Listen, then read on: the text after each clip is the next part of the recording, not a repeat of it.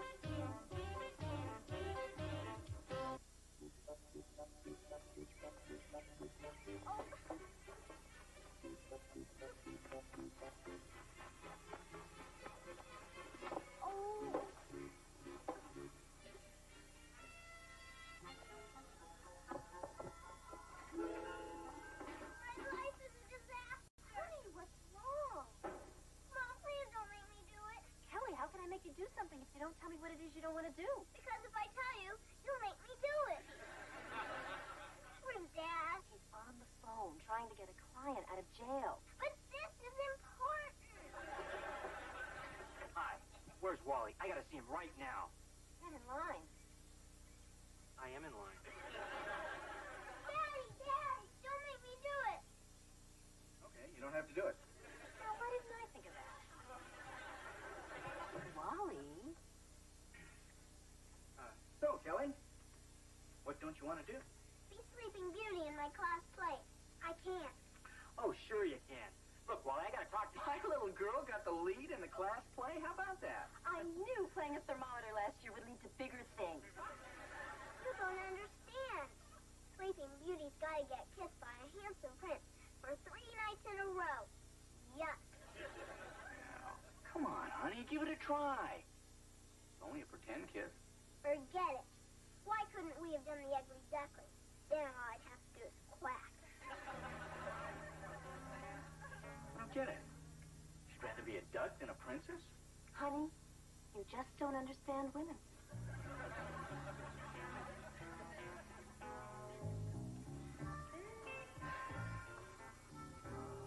So, what's your problem, Beaver?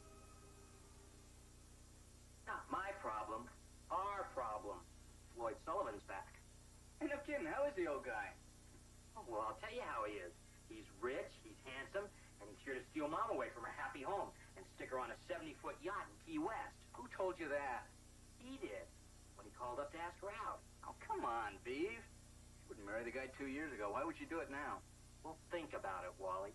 She used to have time to be with her friends, travel, sit on the city council. Then bingo, I move back home, you move next door. Suddenly, she's a full-time grandma. Floyd's her ticket to excitement. Boy, now I'm starting to feel bad. Mary Ellen and I never think twice about going out on the town and leaving her home with Kelly. Well, it's not that the kids and I couldn't manage without her. It's just that she's become such a big part of our lives. I'd hate to lose her. Well, you know, Beav, if you're really afraid that Mom's going to jump ship, we all better start making her life a whole lot easier. You know what we should do? What's that?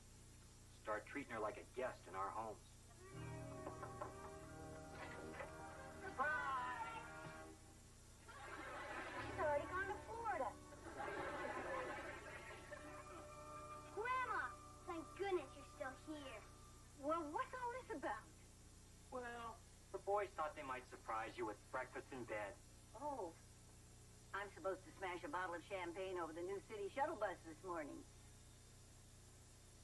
But I made it a practice of never smashing anything on an empty stomach. Yeah, all right. Oh, everything looks just wonderful. Toast and bacon and eggs. I hardly know where to start. So is the bacon. Oliver dropped it on the stairs. Well, what's up on his sleeve? Why don't you just start with the juice? I'll get it. Oh, Let's sweeten this up. now look what you did.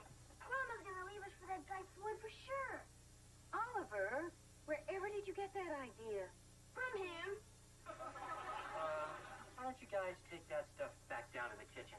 I think your grandmother wants to have a word with me. Grandma, don't go on Dad. We still need to ride to school. I'll take that into consideration. Beaver, what have you been putting in those boys' minds? Well, it's pretty obvious, isn't it, Mom? Lloyd Sullivan's back in town, and the boys are afraid they might lose you. Is it only the boys? Okay, I'll admit it. It's Wally, too. Beaver. Well, Mom, I'll admit, the thought did cross my mind. But if you were to leave, who'd be here when the boys got home from school? And to make sure that they ate right and help me raise them. If your world is so threatened by my having one little date, then you've become far too dependent on me.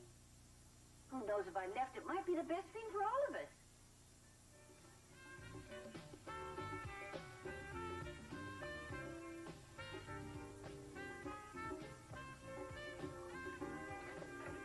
Oh, hi. Hi, honey. Have a good game? Yeah, I won all 3 sets. Well, it wasn't too tough. On his first serve, Lumpy hit a lady in the snack bar and got a little tentative after that. Well, I'm glad somebody around here had an easy afternoon.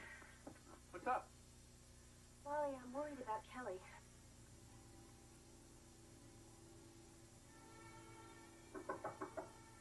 Honey, can we talk to you? Kelly, honey, can your mother and I come in, please? Okay.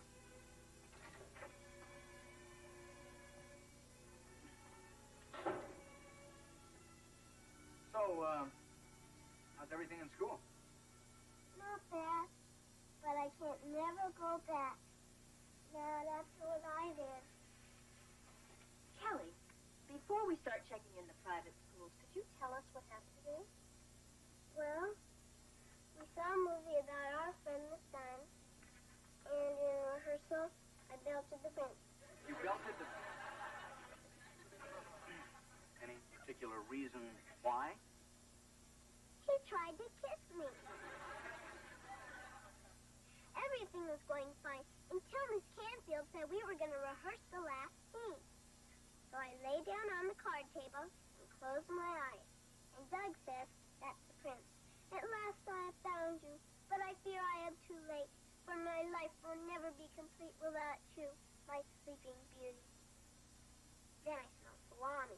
So I peeked a little, and there was his face coming closer and closer, all puckered up like a fish.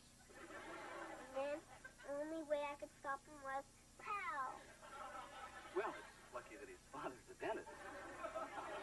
Honey, the kiss is supposed to be the happy ending. Not for Dad. Kelly, listen, I know you can play that part, but if it's upsetting you this much, why don't we just stay home this weekend? We'll rent a movie and make some popcorn. No way. Okay, Kelly, what's going on? You want to be in this play or not? I don't. But I got to, or else everyone will think I'm a loser. And I'll never get picked for anything again except banging a racer. Well, okay, stay in the play. But tell Miss Canfield that you want a less demanding role, like a peasant or a rock. Oh, Daddy, how can you be so mean? Actresses.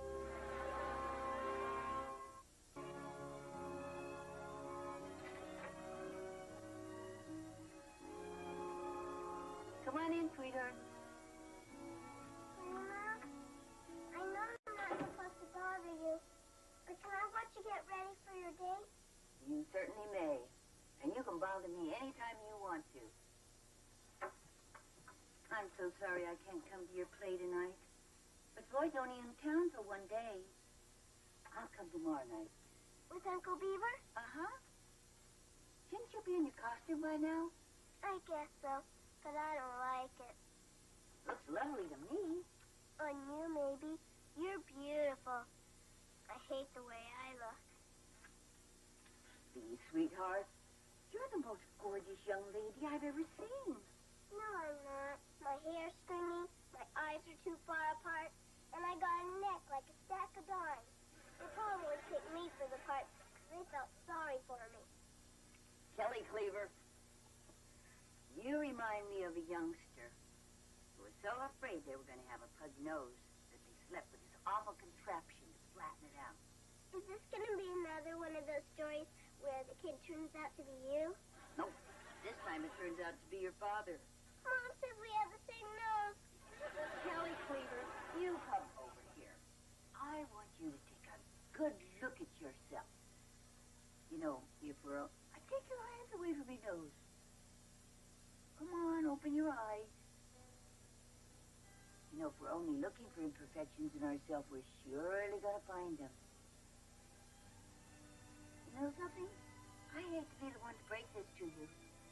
But, honey, you're a knockout. No. Really? Mm-hmm. Just look at those high cheekbones. You get those from my side of the family. I never saw them before. Well, all the top actresses have them, but none of them have eyes like yours. They open and close good, too. I bet you'd just be stunning in that costume. Let's go put it on.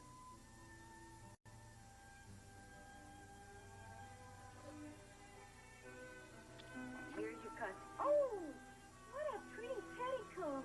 I picked it out myself. Oh, you did? Uh-huh. Yeah. Did you put your hair up? Uh-huh. What a lovely dress this is. At least it'll hide my knobby knees. Well, that's an advantage. Come on, let's go take a look.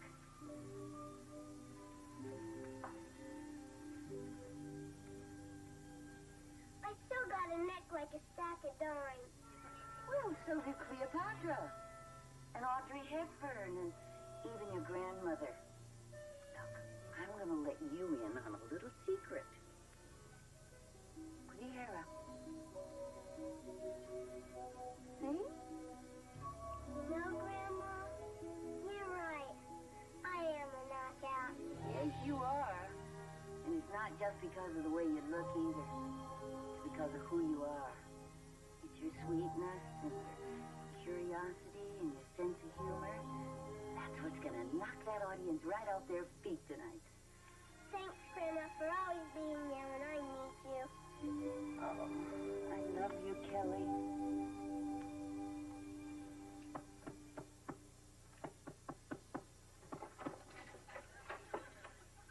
Hey, Gertrude. Is the man of the house about? Cut it out, Eddie. I don't need any guff from you, especially not tonight. You're right, Beef. That was a cheap shot. Hey, look, why don't you gather up the kids so I can get them out of here before your Tupperware party starts? Kip, Oliver, your ride's here.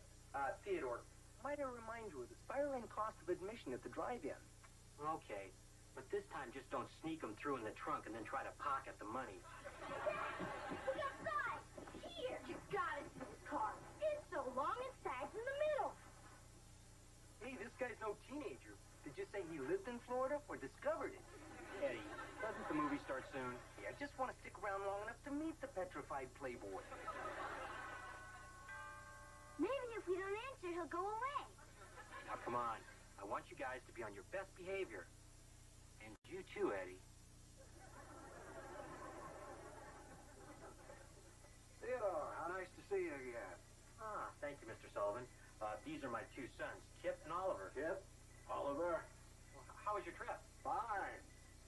Who is that obnoxious child out front who tried to charge me for parking?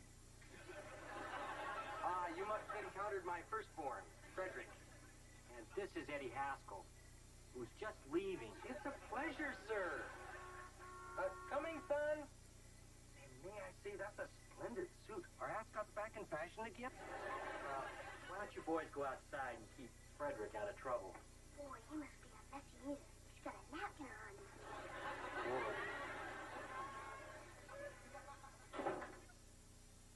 Hello, Floyd. Hello, June. You look wonderful as always. I couldn't agree more. Thank you, Eddie. Eddie, you know, I think the kids are waiting out there. Hey, now we're just getting to the good part. Oh, I just love to see old-fashioned sentiment like this. Makes me think of my grandparents' 50th anniversary. He bought her a corsage, too. Only forgot to give it to her. He just stuck the pin in her arm and kissed her. Shall we? Mom,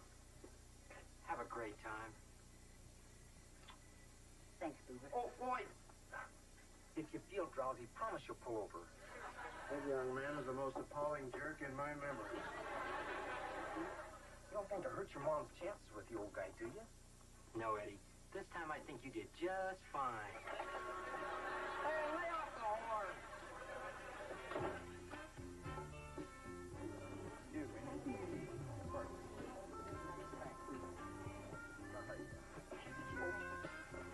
Excuse me, hi. Were these the best seats you could get? Clarence, this is the second row.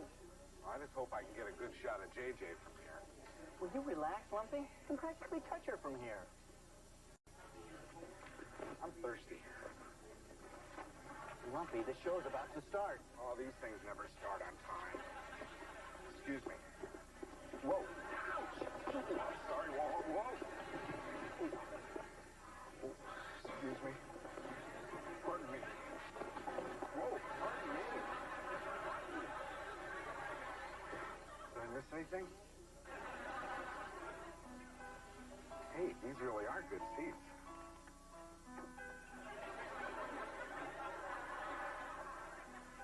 Long ago, far away, in a magical kingdom, Princess Aurora was born, skinny steps and fair queen. From near and far, people came bearing gifts, including me, her fairy godmother. Thanks, Clarence. Now I can't think. Okay, Melissa. Well, Queen Stefan, I was quite upset at not receiving an invitation, so I brought my own little surprise, a golden cinnamon. We'll cast a spell and touch upon her 15th birthday. Touch the spindle, Aurora. It will bring you eternal happiness.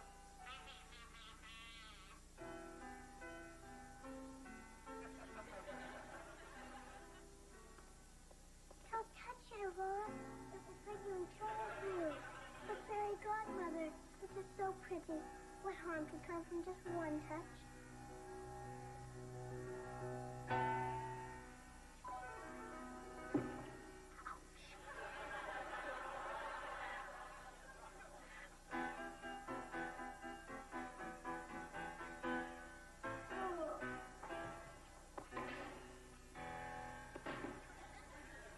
This is it. Oh, fair maiden, at last I have found you. Here I am too late. My life will never be complete without you. Sleeping Beauty. I just hope she doesn't slug him in front of all these witnesses. Come on, Dad. Kiss me. Don't worry. I won't pop you again. Too scary. I've kissed a pretty girl before. Especially for her parents. Come on.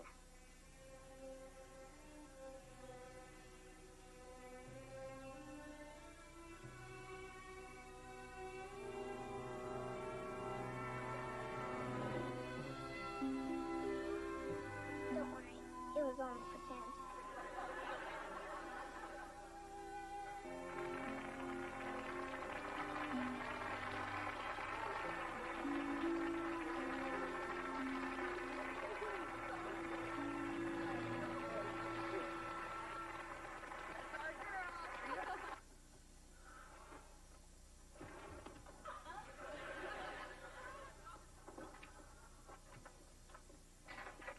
Mom's not home yet, huh, Beaver? Not yet. You worried too? Oh, no, I always walk around the street at 1:30 in the morning. Come on. I don't want her to know we're waiting up for her.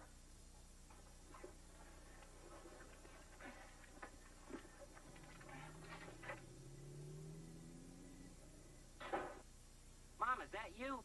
Hi, boys. You waiting up for me? No. We were just playing poker. Oh, really? Why'd you just discard 3 kings? Mom, I think we ought to have a talk. Oh, this sounds serious. Should we go in the den? Come on, he just wants to know where he stands. And I'd like to know, too. We really had a nice time. And how was Kelly's play? Oh, she was terrific. You know that part where she's supposed to kiss That's the prince? great, Wally, but we just get to the part about Floyd and Mom. How much your grandchildren love her?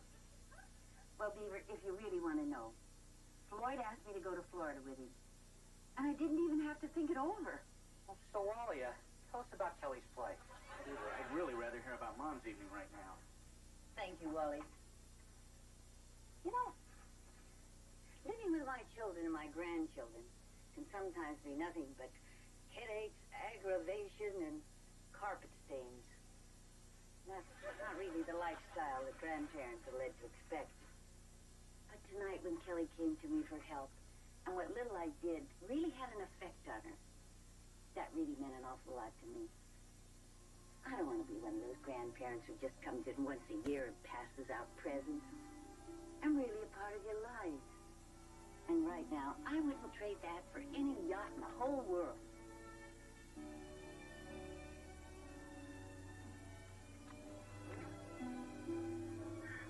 It's been a long, wonderful day. I don't know about you two, but I'm turning in.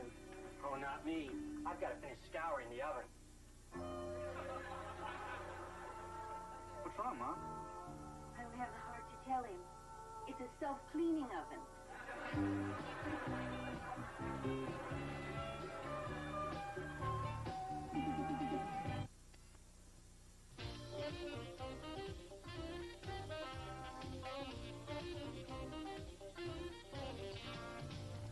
Old Spanish California's classy defender of right. Zorro, next on YTV.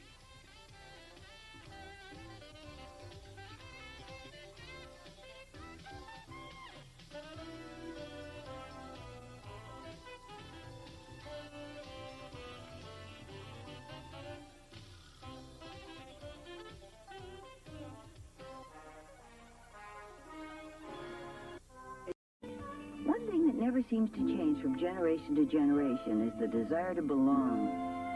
There's nothing like the camaraderie of being in on something special. But when you discover that you're wanted, not for who you are, but for what you have, it can be a painful experience. And what's even worse is realizing that you've neglected those that really matter the most. And that's our story in this episode of Still a Beaver.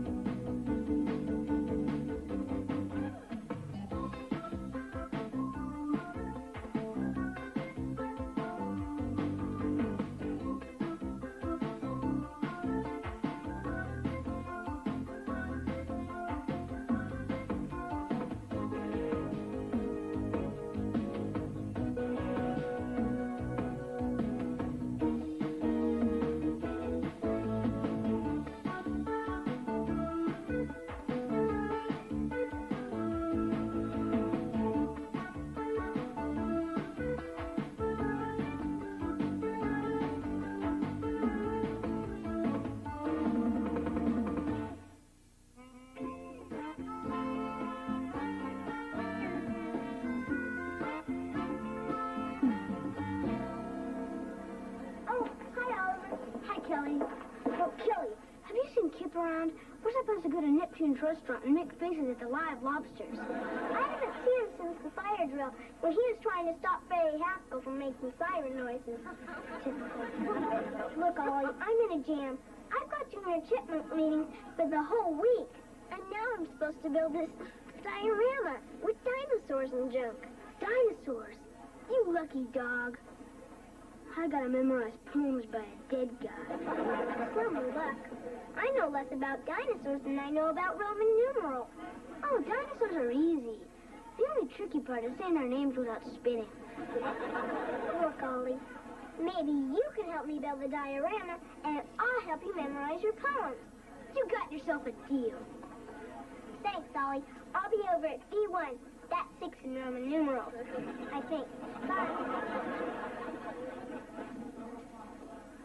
I'm not going to stand for it. I just wasn't cut out to be an alternate. Hey, Sam, you're just down on co-ed volleyball because Julie Woods beat you up for first string. Hey, not so loud. Anyways, she's not that coordinated for someone 6'2". Where are you going? We're supposed to name the lobsters before they get boiled. Not now, Ollie. We gotta go take the team picture. And I'm not gonna smile. Now what am I supposed to do? Marcus has band practice, Kelly has Junior Chipmunks. The churches are open. Why not pray for some personality?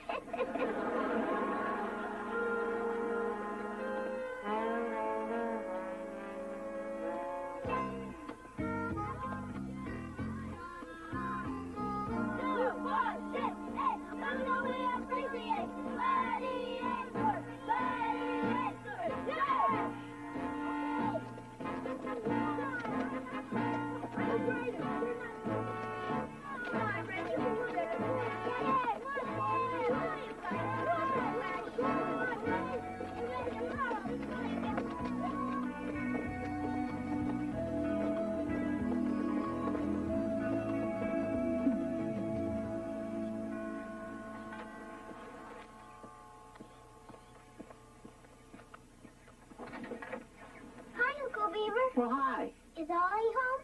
No, he went out with your grandmother. Something about an emergency trip to the toy store. He was supposed to help me with my diorama today. Oh, well, I guess I could help you, but I'm not very good with foreign languages. Get it? Diorama, foreign languages? Never mind. I'll come back later. Arrivederci. I still don't think you have the makings of a real gladiator. Well, I bought the uniform. Clothes don't make the man, Cleaver. Yeah, right. Yeah. I'm letting you use our garage as a clubhouse. That helps. Being a gladiator is more than that. It's a way of life. We're always together. Right? Right. Yeah. We stand up for each other. Yeah. That's what I want. Some guys who'll stick by me. Oliver, I've been waiting for you. Kelly, what are you doing here? This is secret stuff. But you were supposed to be helping me with my diorama today. I can't now. This is much more important. It's my destiny.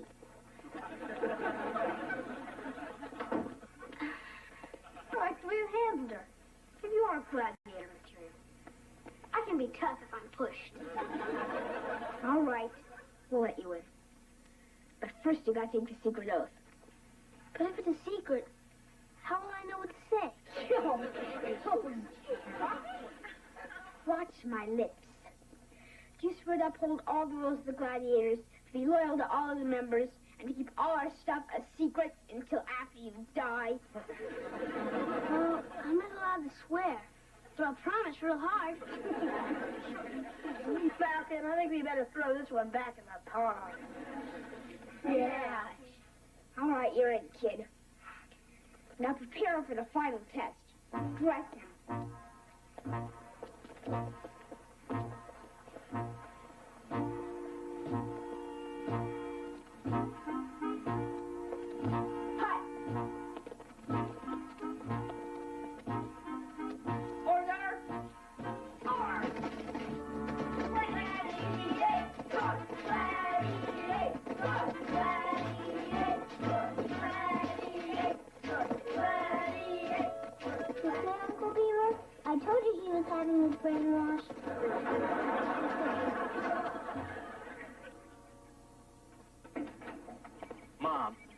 you'll never guess what Oliver's doing with that outfit you bought him.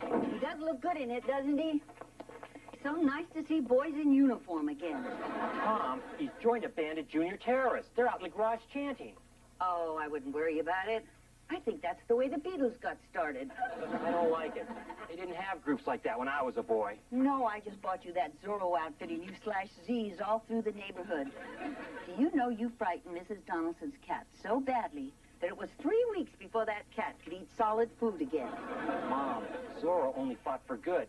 He'd have run these kids right out of old California.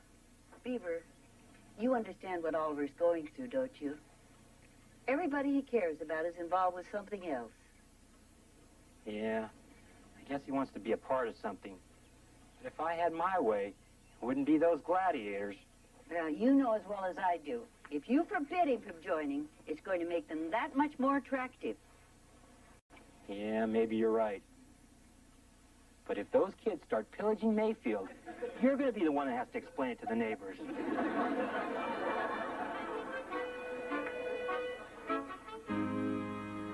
Okay, now give me that orange and yellow thing. We'll put it right here in the lake. Dad, it's a pterodactyl. It has wings. I think it goes in the sky. Smell sea miners coming. Hey, look, I may be older than you, but I wasn't around during the Mesozoic age. Stick it right here. Okay, now hand me that tree.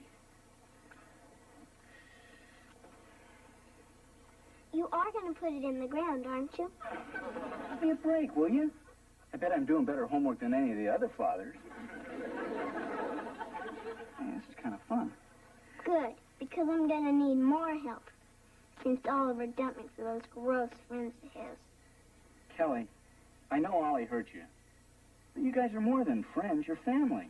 And if you turn your back on him, you'll both end up losing. You understand what I mean?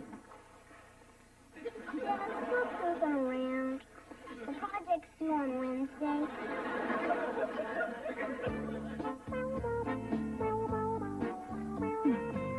Today's the big day, Ollie. We're gonna teach you how to chicken fight. Yeah. So soon? Don't you think I should read up on it first? There's nothing to it. You just follow the gladiator's motto. Hit the other guy back before he's had a chance to hit you first.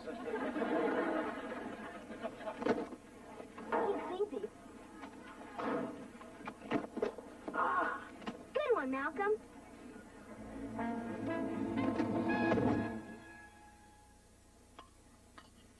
So what happened at school today? Well, the bell rang at 8:30. Then I was in homeroom till 9:10. Well, then I traded my lunch to Janet. I think his father means, did anything interesting happen to you today? Oh, well, I don't think anything interesting is going to happen to me until I get a car. Kip, is your brother coming down to dinner, or is he out at the chariot races?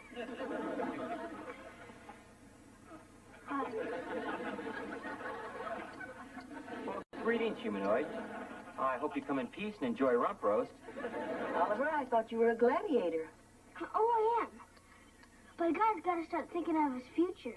Oh, well, that's nice, dear. But on our planet, we don't wear space helmets at the dinner table. But I can't take it off. It's against Federation rules. Oliver, you heard what your grandmother said. Take off the helmet. Oliver?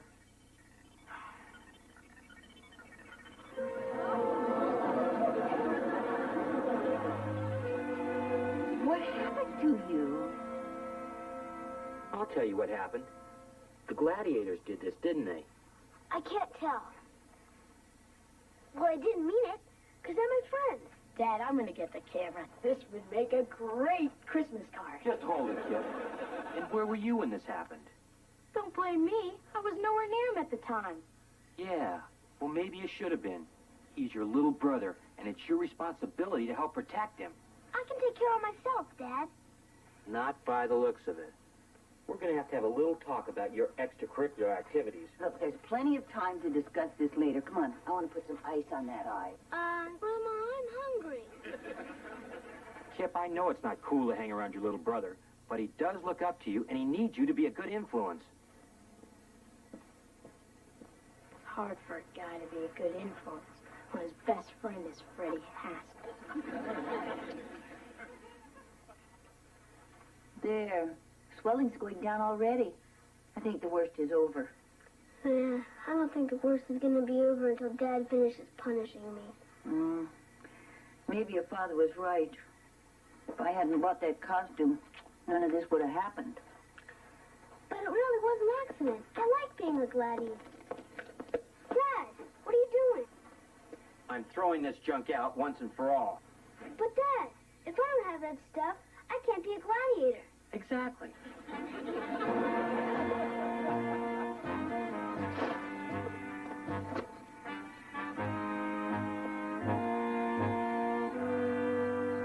It's not fair.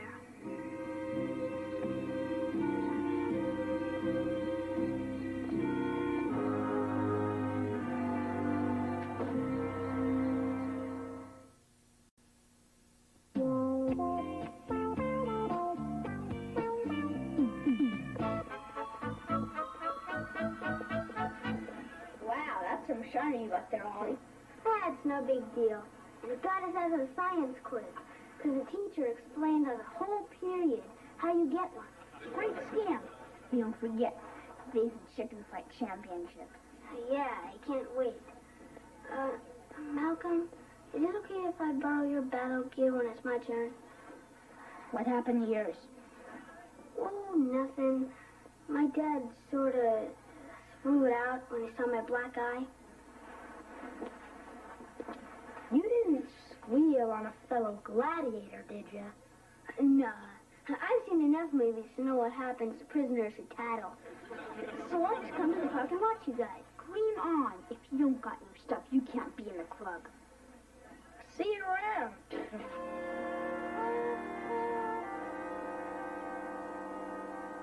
Perfect setup. He leaps, he spikes, he scores again. How does he do it? Easy, Conan. You'd still be an alternate if Julie Woods hadn't come down with mononucleosis. Just wait. I'm going out there today and make him forget Julie Woods ever played the game. Wish Oliver would hurry up. I told him he could tag along with us today. Don't worry about him. I told him to make like a drum and beat it. Thanks a lot, Freddie. I promised my dad I'd start looking after him. I promised my dad I'd mail in his tax return. Come on, if we get there before Coach, we can lower the net a few more inches. Whereas my client, Edward Haskell, steadfastly maintains his innocence, I have convinced him that it would be prudent to settle this matter out of court. I hope that you concur and accept his generous offer to attach a heater to those heating vents he installed in your hospital room. Sincerely, Wallace Beaver, attorney at law. Boy, I still like the way that sounds. Hi, Uncle Wally. You stay there, Uncle Wally. I'll find someone to rescue you. Wait a minute, Ollie. Come here. This is an anti-gravity machine. Helps me get rid of my back pains. That's why I'm home from work early. Want to try it? No, thanks. When I get older and start creaking. Uncle Wally, I have a legal question to ask you. Can kids do their dads? Well, it's not unheard of, but you'd have to have a very strong case. Oh, boy, do I. Dad threw away my gladiator stuff just because I got a black eye. I think that's cruel and unusable punishment. Yeah, that is pretty rough. But, I'm afraid the only way that you could sue your dad for throwing away your stuff was if you were wearing it at the time. It's not fair. I have no one to play with. The gladiators kicked me out. Marcus has band practice. Kip's too busy. And Kelly hates my guts. Well, that's a bum rap, all right. But, I have a hunch that if you apologize to Kelly, she might, change her opinion of your guts.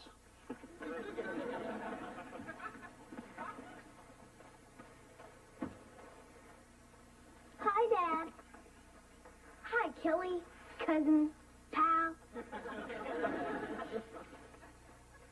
Oh, Oliver, I thought you'd be with your gladiator friends making first graders walk through puddles.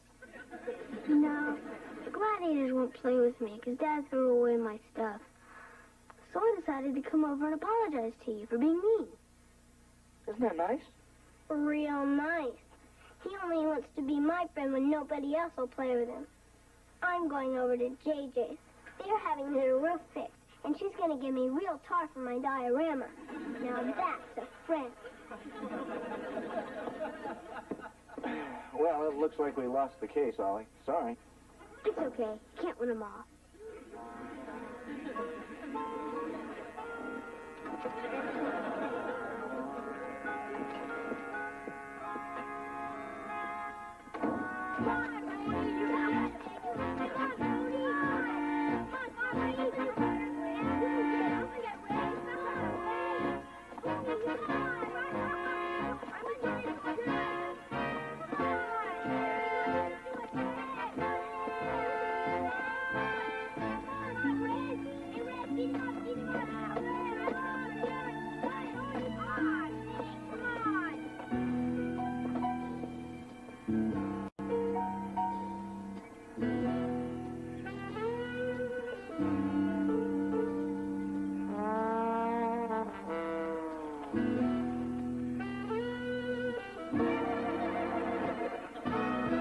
What are you doing out here, Oliver? I'm doing a science project on fungus, and I volunteered on bringing in some mold. Oh. Well, that was generous. Want to help? No, thank you, Oliver. The only molds I'm good with are cakes and jellos. Well, good luck. Thanks, Grandma.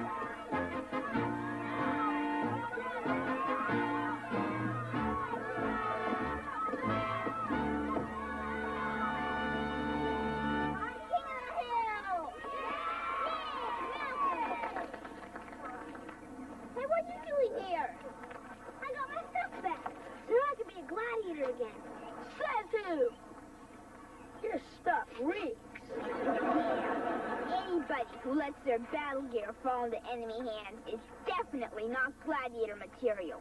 I'm just as good as anyone here. Prove it! I'm not scared of nothing. I once watched my brother get stitches and I didn't even cry. Oliver, don't be stupid. You don't have to prove anything to these zeros. Watch for your calling a zero, Shorty. Stay out of this, Kelly. Oh, yeah, I forgot. I don't count, because I'm not a gladiator. Do you really want to get back in the club? I stole the uniform back, didn't I? Then crash your stupid dinosaur thing. Oh, well, I would. But the Stegosaurus is mine, and it's a part of the family. Come on, Oliver. Don't you want to be one of the guys? Yeah, well, Then smash it, right? You heard him. You want to be a big, bad gladiator, don't you? Yeah, but I can't do that to you. Okay, then I'll smash it for you. No, Kelly, don't do it! Oh, isn't that cute? They're square dancing. I'd rather square dance with her than be friends with you, Zeros. Nobody says that to us and gets away with it. Right. My cousin just did. Well, he's not going to get away with it. Order! Order! Hut! Hold it!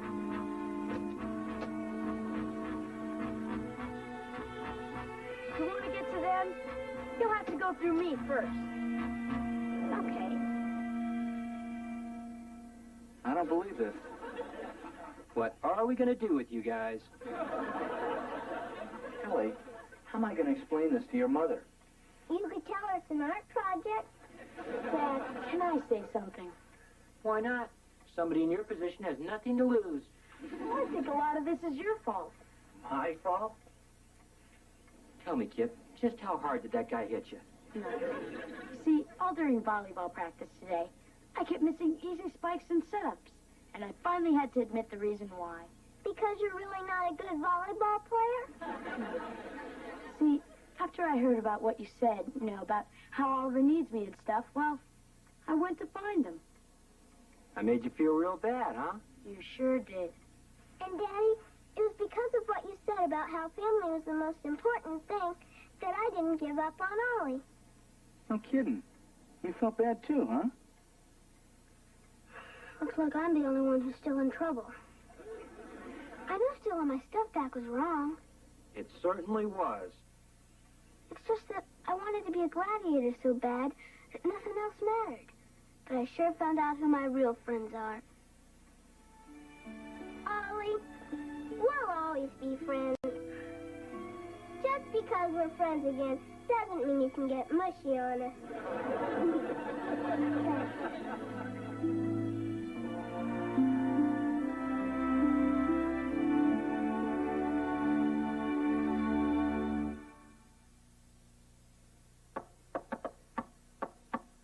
Come on in, Eddie. Good afternoon, sir. It's a rare treat indeed to share the secret of your youthful appearance. Shouldn't you be your father? Well, he sends his regards, but he was detained in an unforeseeable toll booth altercation. Are those the revised hospital blueprints? Yes, sir. And my father's convinced that these documents will allow him to remain a free man. I'll try, but I'm only human. Goodbye, sir. Yeah, bye, Freddie. Hey, Freddie. Is my check in the envelope? Well, ordinarily it would be, but the tellers at my father's bank are on strike. And in support of their cause, he's refusing to use the facilities. Do you believe that, sir? Not in the least. I told him you wouldn't. Good day, sir.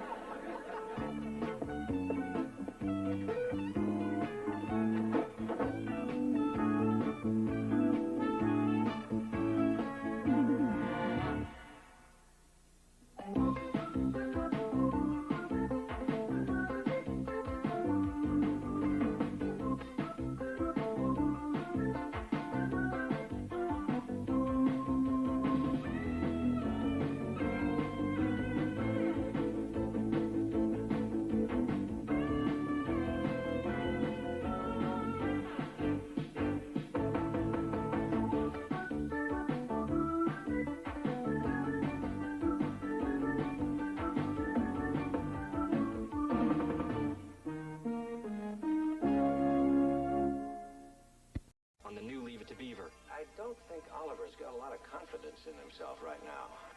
His school paper drive starts tomorrow. Gee, Spud. I wish I could help you out, but I re-promised them to Melissa Hensler. My word's only as good as the paper it's printed on. I'll never win now.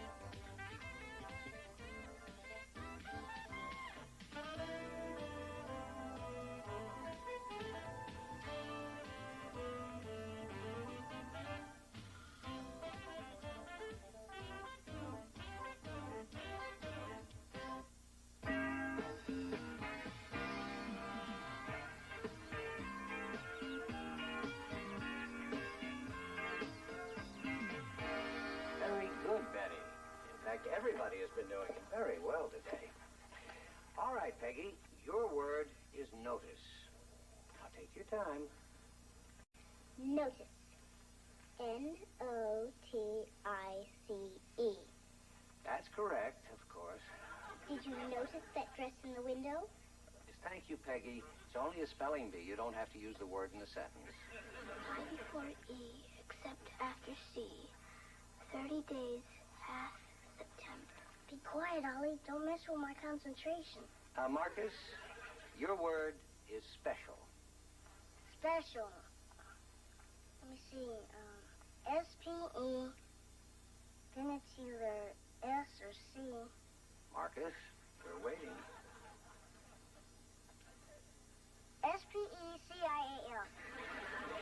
Excellent, Marcus. I'm very impressed. Well, got through the whole class today without missing a single word. You forgot me. Oh, I'm sorry, Oliver. It's my mistake. Okay, well, your word is weird. Couldn't you tell me a little more about the word? Just spell the word, Oliver. Weird. Weird. I before E, except after C. W-I-E-R-D. No, Oliver. It's W-E-I-R-D. But what about the rule? There are some exceptions. But I study my words so hard. Couldn't you just give me another word? I'm sorry, Oliver. You know what the rules are.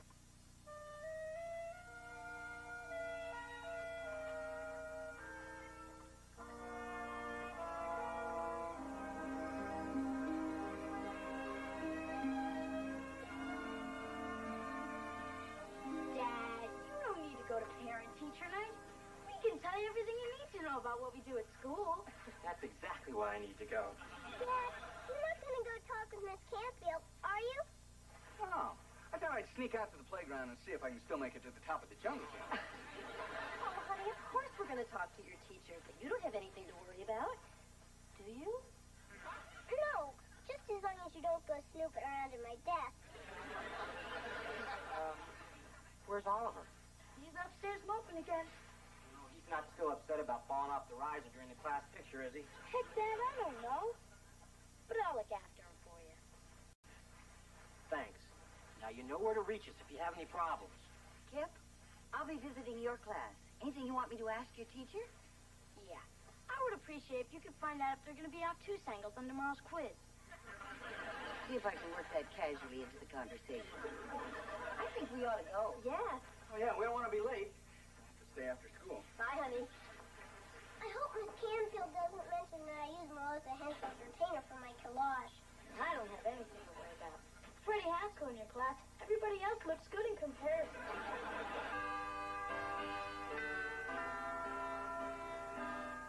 Hey, Marcia, how you been? Remember me, Eddie Haskell?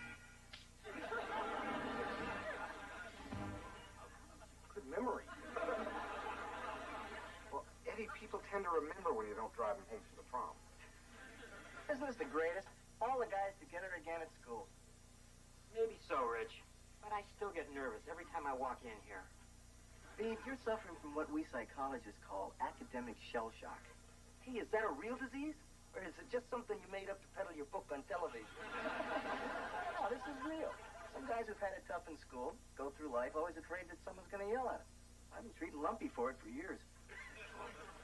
It's funny how things change, isn't it? You know, we were in the same science class for a whole semester, but I never paid attention to you. We even dissected a crayfish together. Yeah, I never really noticed you until you came back from that spring vacation in Fort Lauderdale. You were all tan and wearing that little white dress with a little heel on your shoulder. Well, he didn't have any moisturizer then. I remember. I saw you standing here right next to your locker. You were opening it, and I just stared. I remember thinking, that is the most beautiful girl I've ever seen in my entire life. Oh. You know, I bet I even remember the combination to your locker. Really? Yeah. Well, there are some things a man never forgets. Well, I guess once in love, always in love. Is there ever any doubt? You just opened Julie Foster's old locker.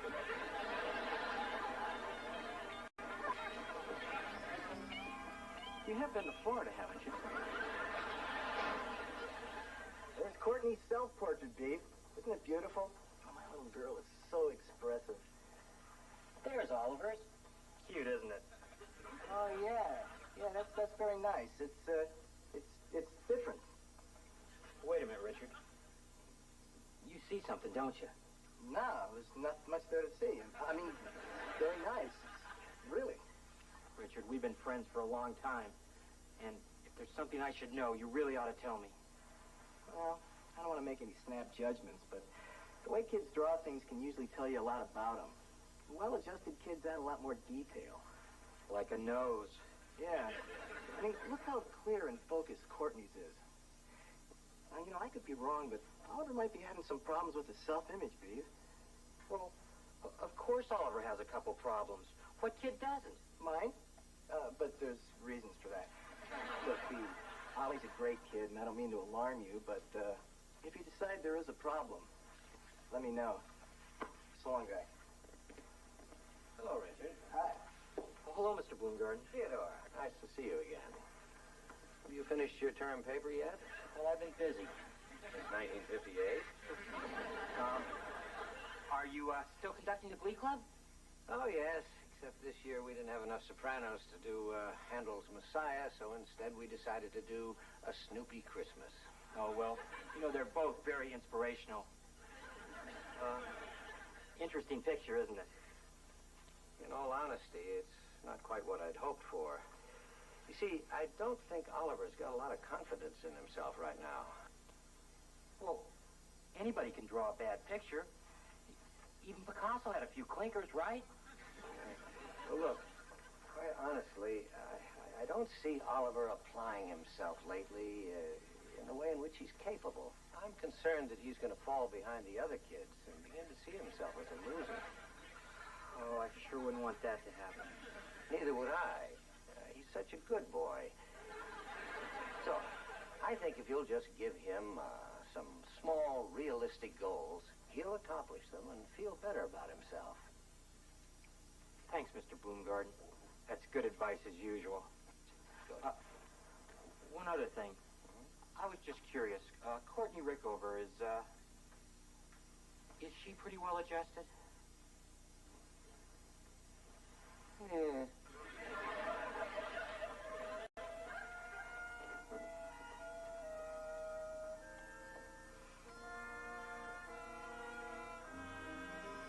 Can't do nothing right. When it was my turn to take care of the class goldfish, he drowned.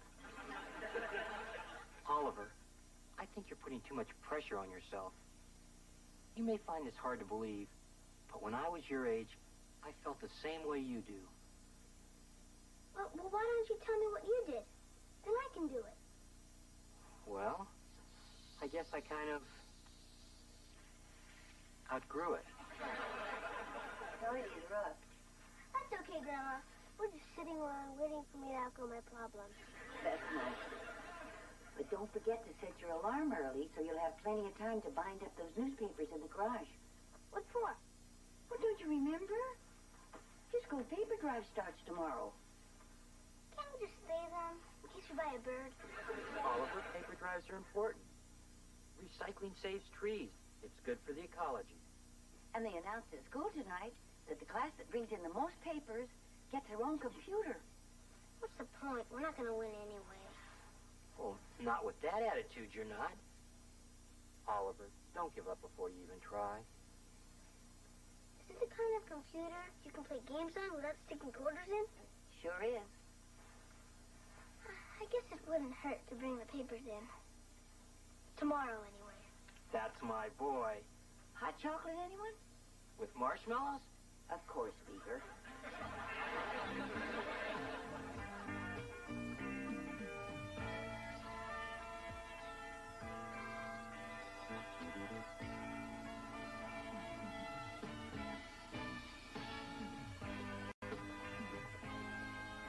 Did you supposed to go to parent-teacher night?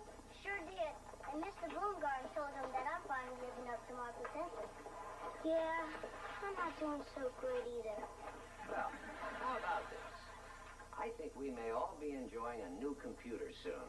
It seems that our class is now in first place in the paper drive. And the student who's brought in the most papers is Oliver Cleaver. This Oliver Cleaver? You bet. This is nothing. Tomorrow, I'm going to bring in so many papers to the school, there won't be enough room for students.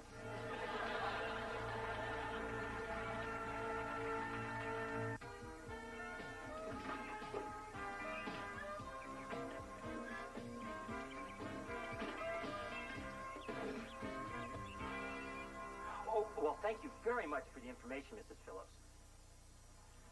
I'm very sorry that Oliver woke you up this morning.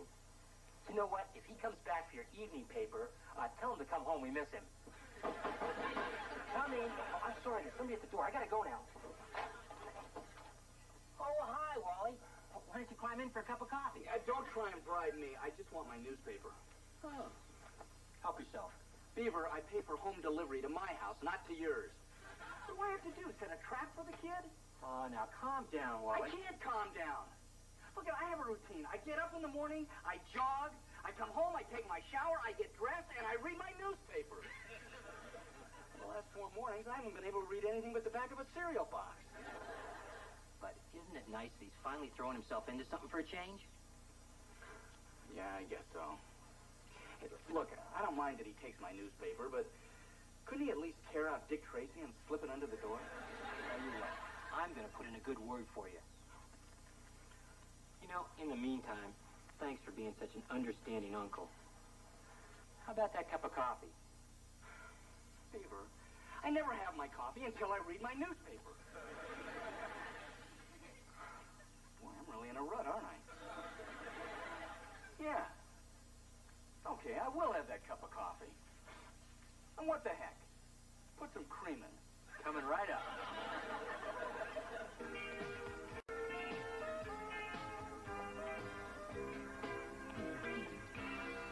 Hi, Freddie. Keep it down, Squirt. I'm right in the middle of a real juicy Dear Abby. Boy, I'm sure glad she's not my mom. Now, what can I do you for? Oh, nothing. I'm just coming by to collect the papers you promised me. Gee, Spud. I wish I could help you out, but I re-promised them to Melissa Hensler. But you gave me your word. My word's only as good as the paper it's printed on. You can't help Melissa. Her class is the only one that can catch us for the prize. And you might as well sell your wagons for scrap, because she's giving away free passes to Romance Movie Theater for every bunch of papers you give her. Now what am I going to do? Give passes to see my dad's office? Hey, don't look at me like that. This whole thing's your fault. What did I do? You trusted me. Yeah, I guess I did. I'll never win now. Now I feel bad. It'll pass. Oliver, you can't quit the paper drive now. Your only hope is winning that computer. Forget it. The only way we're going to win is if Melissa transfers into our class. But then that wouldn't be worth it, because we'd all get cooties. That Melissa has no shame. She's standing in front of the school trading movie tickets for kids' newspapers. Ollie, I hope you crunch her. Don't get your hopes up. Oliver's backing out. He's going belly up, just like our class's goldfish. That's true. It's okay, Kelly. I probably wouldn't have won anyway.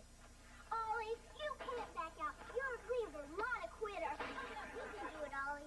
Anybody who can eat a whole lunch in 3 minutes can do anything. So what's it gonna be, Ollie? Say, Ollie, since you can't possibly win by tomorrow's deadline, you might as well trade me your papers for a pass to the movies. You better keep those tickets for yourself, Melissa. Because when my class wins tomorrow, you're gonna need a dark place to hide. You don't scare me, Carrot Head. Never have enough papers to beat me by tomorrow morning. Even if you stayed up all night. I'll bring in more papers than you. Even if I have to stay up 2 nights.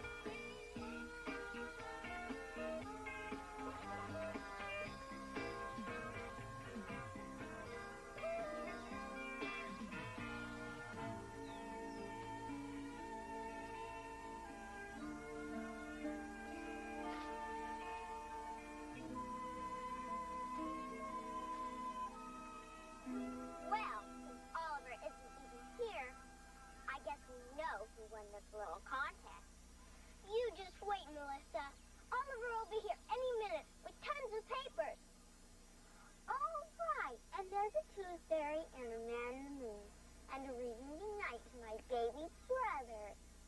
Oliver's got 2 more minutes. He'll come. Won't he?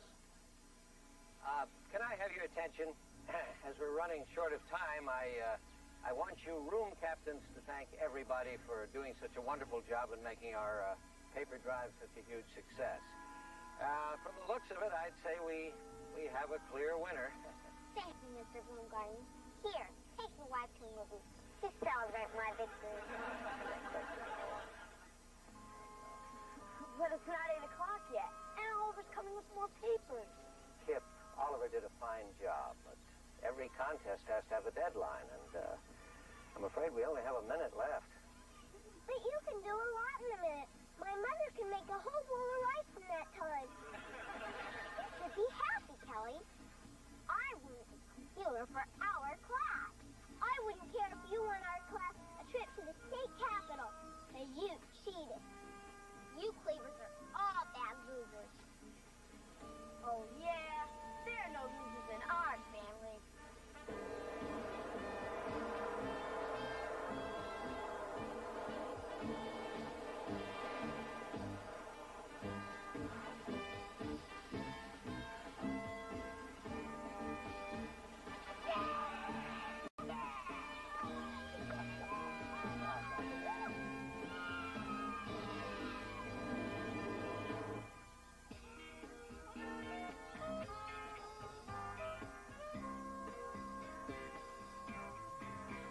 Hold up there, champ.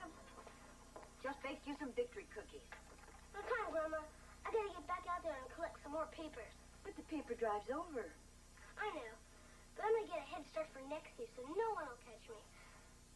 Especially that loser, Melissa. Oliver, you know there are other challenges in life besides the paper drive. Like what? Well, like school, sports, scouting. Yeah, but there's none that I'm gonna be as good at. But if you put even half the effort that you put toward that paper drive into anything else, I know you'd do very well. You really think so? Well, you never know unless you try.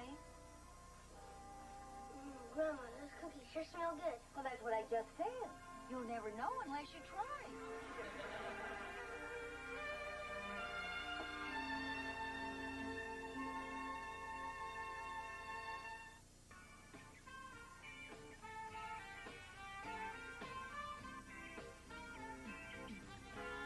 Well, there she is. That's Julie Foster? Uh-huh. What did Dad see in her? Well, back then, all boys cared about were good looks and fast cars. Unfortunately, that pea-brain had both. Hey, wait. What's she writing in Dad's yearbook? Let's see if we can pick that out from the swim team picture. Hi, honey. What are you up to? I'm trying to see what Julie Foster wrote in her yearbook, but Mom's trying to stop me. Well, you don't have to look that up. I memorized it. You memorized it? Well, sure. How could I forget it? Dearest Wally, it's never been a secret how much I care for you. I flunked English this year just because you sat next to me. She never was too bright. I know that I've made a fool of myself, but the one thing I've learned is that I will never be able to compete with the way you feel about Mary Ellen Rogers. Always, Julie. You see, Mom? You had nothing to worry about. Oh, I never gave her enough credit. That must have been really hard for her to say. I'd like to read that again. Now, wait a minute. I think it's simply here written down. You made the whole thing up, didn't you? You'll never know. What if you just take one tiny little leap?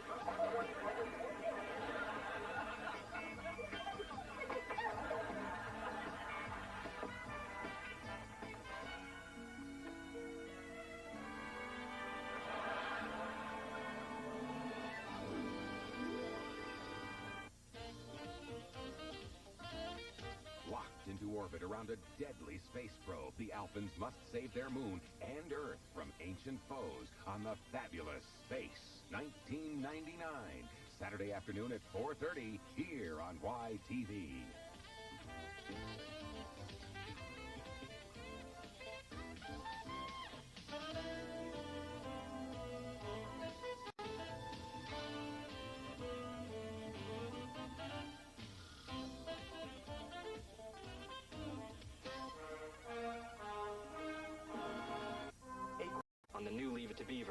don't think Oliver's got a lot of confidence in himself right now.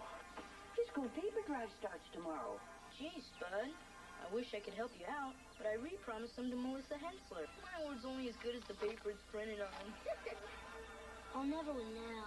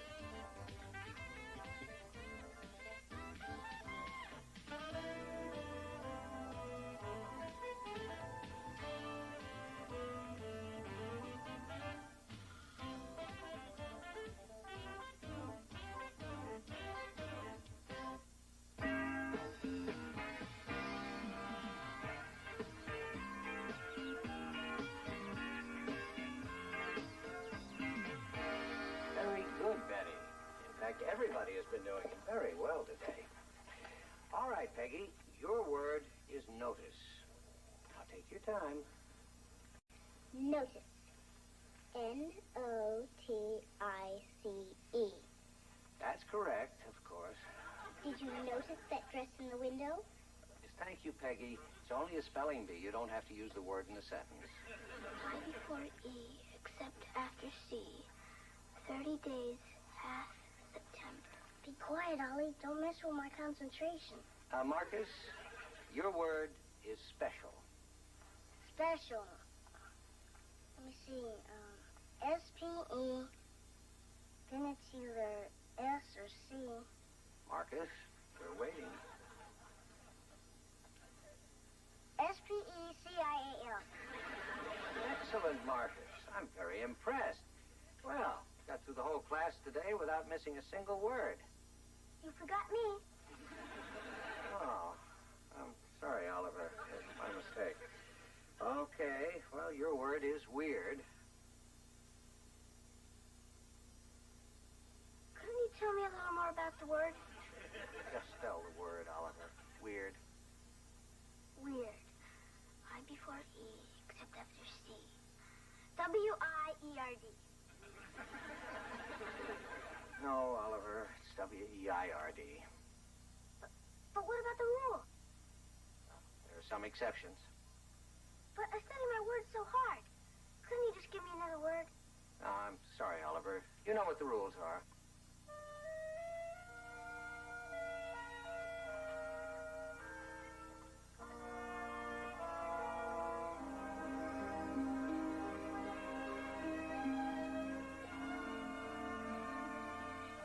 Dad, you don't need to go to parent-teacher night. We can tell you everything you need to know about what we do at school. That's exactly why I need to go. Dad, you're not going to go talk with Miss Canfield, are you? Oh, I thought I'd sneak out to the playground and see if I can still make it to the top of the jungle gym. Oh, honey, of course we're going to talk to your teacher, but you don't have anything to worry about, do you? No, just as long as you don't go snooping around in my desk. Where's Oliver? He's upstairs moping again. He's not still upset about falling off the riser during the class picture, is he? Heck, Dad, I don't know. But I'll look after him for you. Thanks. Now you know where to reach us if you have any problems. Kip, I'll be visiting your class. Anything you want me to ask your teacher? Yeah. I would appreciate if you could find out if they're going to be obtuse angles on tomorrow's quiz. See if I can work that casually into the conversation. I think we ought to go. Yeah. Oh, yeah, we don't want to be late. I have to stay after school. Bye, honey. I hope Miss Canfield doesn't mention that I use Melissa Hensler's retainer for my collage. I don't have anything to worry about. Freddie Haskell in your class. Everybody else looks good in comparison.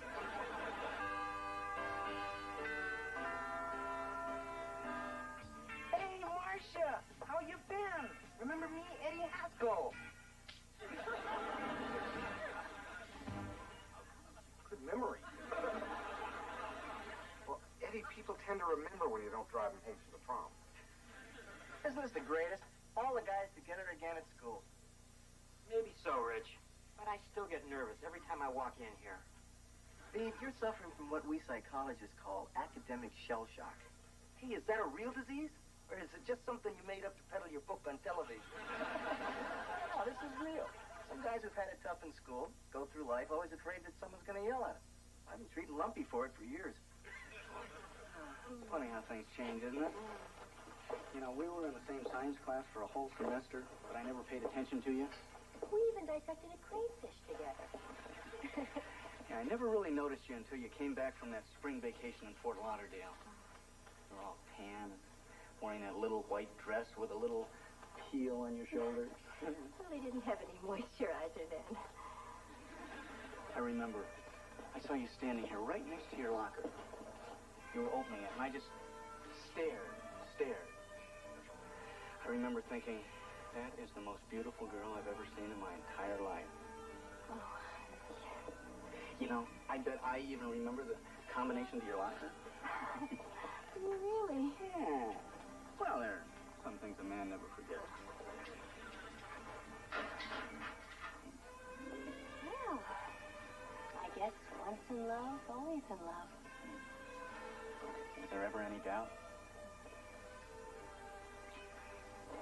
You just opened Julie Foster's old locker.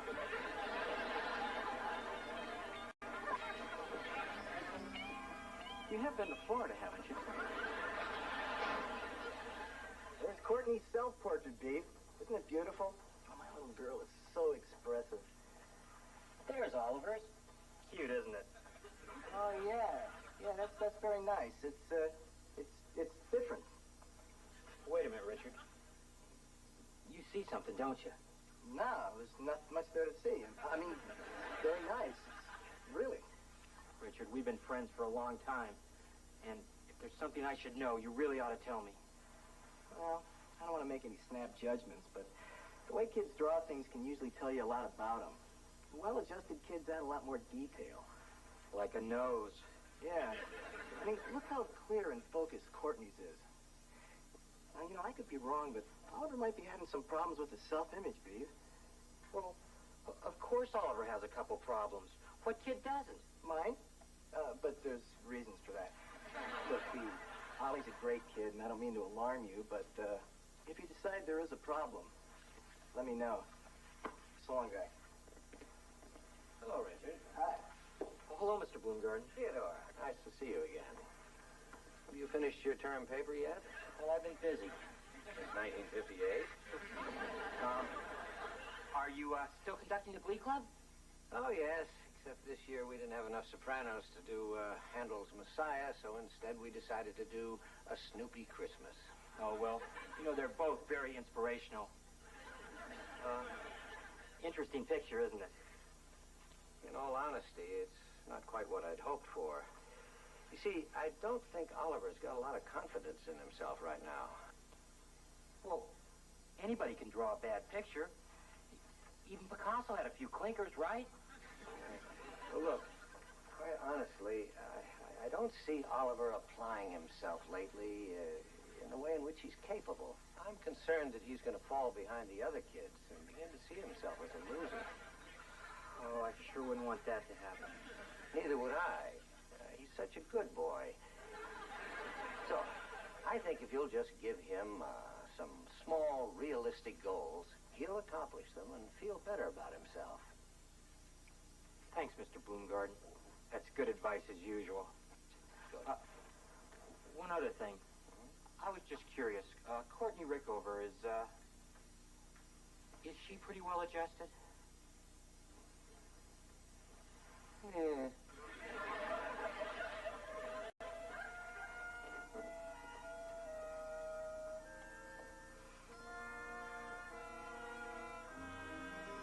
I can't do nothing right. When it was my turn to take care of the class goldfish, he drowned. Oliver, I think you're putting too much pressure on yourself. You may find this hard to believe, but when I was your age, I felt the same way you do. Well, why don't you tell me what you did? Then I can do it. Well, I guess I kind of outgrew it. No, it is rough. That's okay, Grandma. We're just sitting around waiting for me to outgrow my problems. That's nice.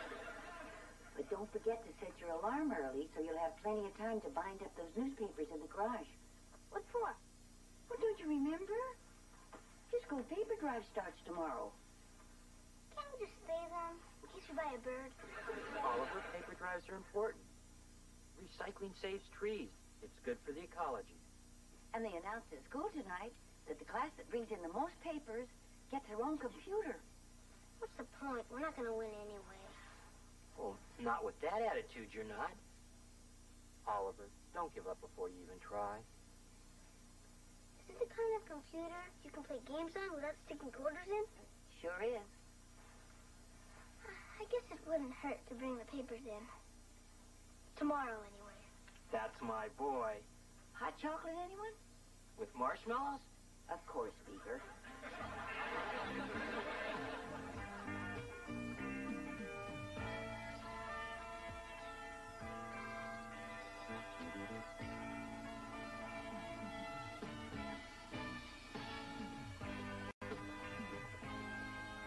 Did your folks go to parent-teacher night? Sure did. And Mr. Bloomgarden told them that I'm finally living up to my potential. Yeah, I'm not doing so great either. Well, how about this? I think we may all be enjoying a new computer soon. It seems that our class is now in first place in the paper drive. And the student who's brought in the most papers is Oliver Cleaver. This Oliver Cleaver? You bet. This is nothing. Tomorrow, I'm going to bring in so many papers to the school, there won't be enough room for students.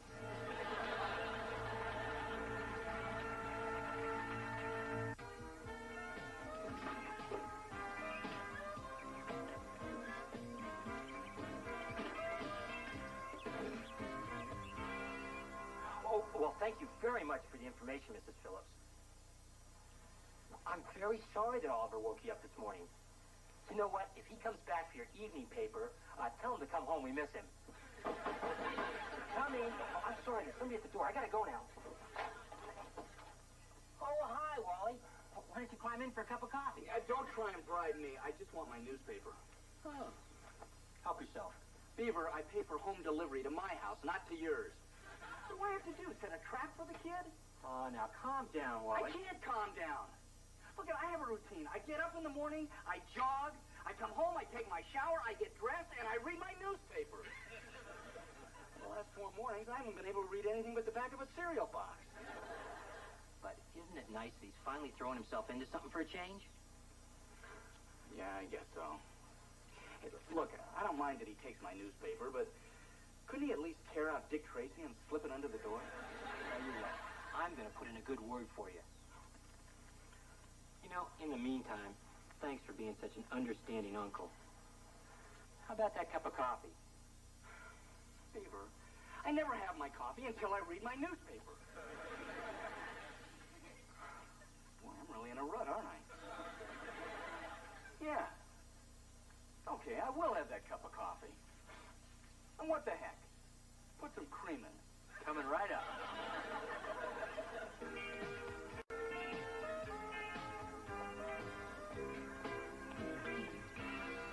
Hi, Freddie. Keep it down, Squirt.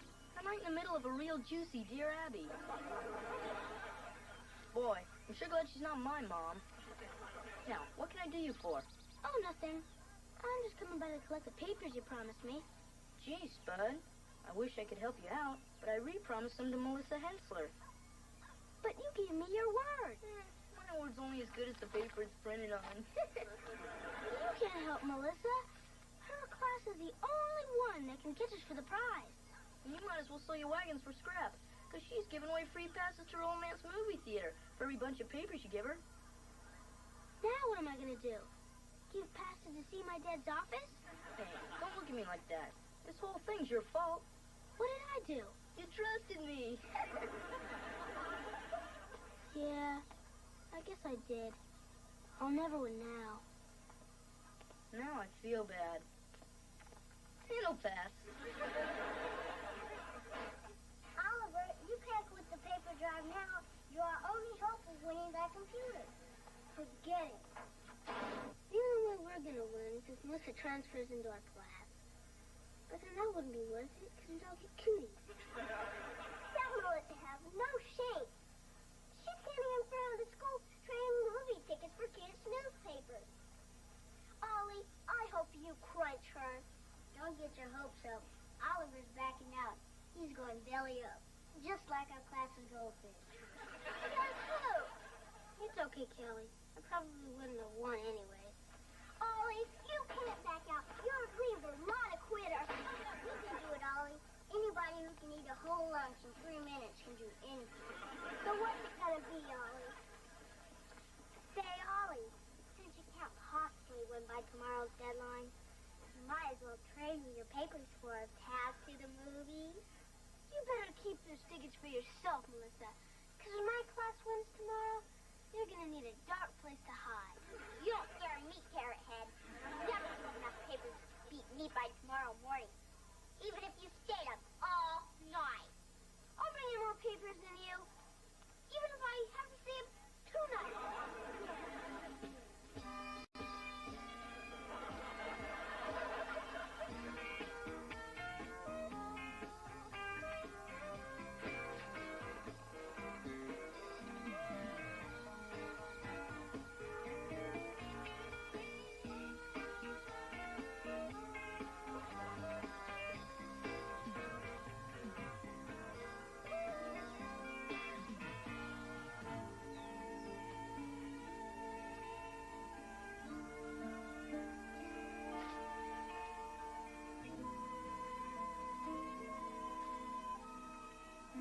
Well, since Oliver isn't even here, I guess we know who won this little contest. You just wait, Melissa. Oliver will be here any minute with tons of papers. Oh, right. And there's a tooth fairy and a man in the moon. And a reading goodnight to my baby brother. Oliver's got 2 more minutes. He'll come.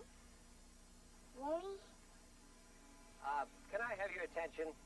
As we're running short of time, I want you room captains to thank everybody for doing such a wonderful job in making our paper drive such a huge success. From the looks of it, I'd say we have a clear winner. Thank you, Mr. Bloomgarden. Here, take your wife to a movie to celebrate my victory. But it's not 8 o'clock yet, and Oliver's coming with more papers.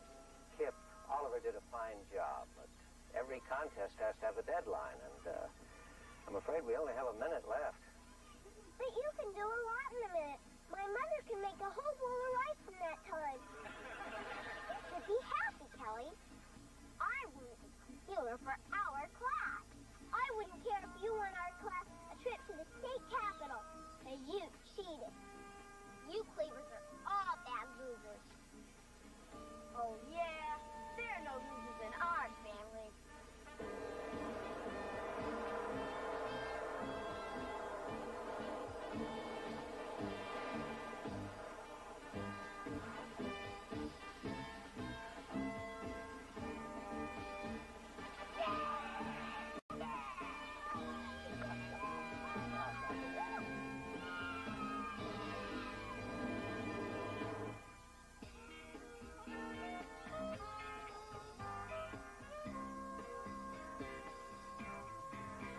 Hold up there, Jim.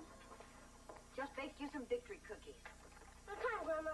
I gotta get back out there and collect some more papers. But the paper drive's over. I know. But I'm gonna get a head start for next year so no one will catch me. Especially that loser, Melissa. Oliver, you know there are other challenges in life besides the paper drive. Like what? Well, like school, sports, scouting. Yeah, but there's none that I'm gonna be as good at.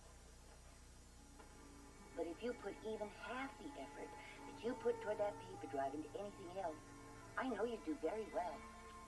You really think so? Well, you never know unless you try. Grandma, those cookies sure smell good. Well, that's what I just said. You'll never know unless you try.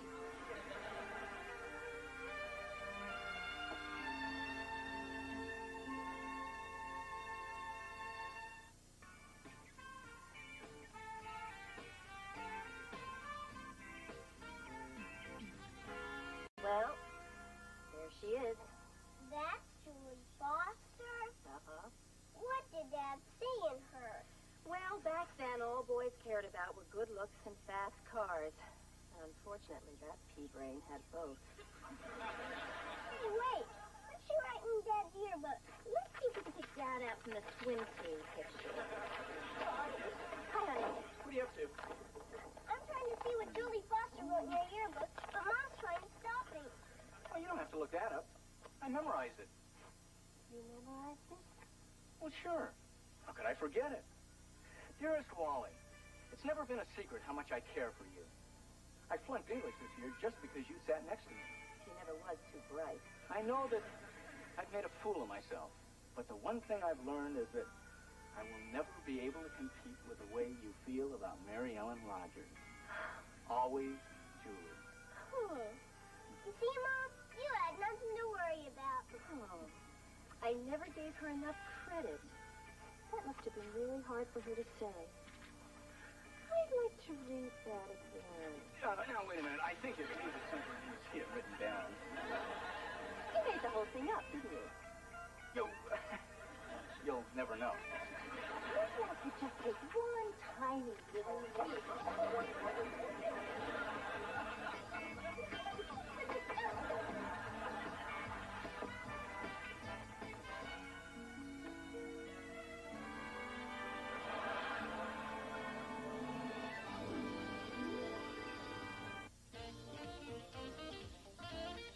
Locked into orbit around a deadly space probe, the Alphans must save their moon and Earth from ancient foes on the fabulous Space 1999. Saturday afternoon at 4:30 here on YTV.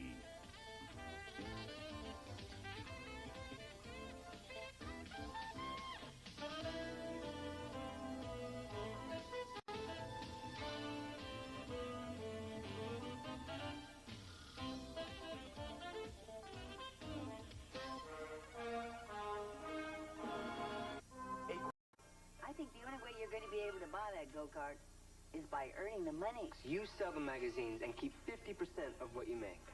50%? Wow, that's almost half. You got a deal.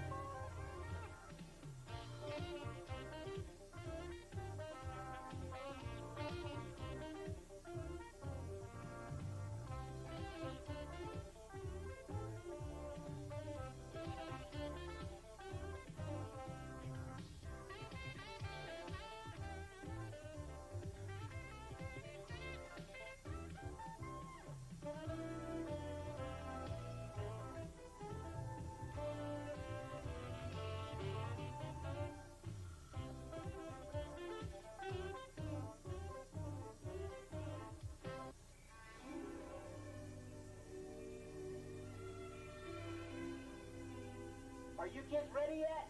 In a minute, Dad. Beaver, relax. It's only a family meeting. Oh, great. The last time we had a family meeting was when Uncle Billy escaped. Welcome to our family meeting. Please take your seats and we will begin. Oh, good. It's only home movies. Maybe they're going to show our trip to the Pro Football Hall of Fame. Some trip. We never even got inside. Well, how was I supposed to know they'd be closed Christmas Day?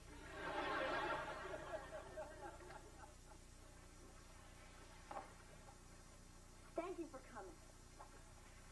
We called you together because Kelly, Oliver, and I would like permission to make a purchase. Oliver, light. We know we've asked for a lot of things in the past, but we've never wanted anything more than we want this.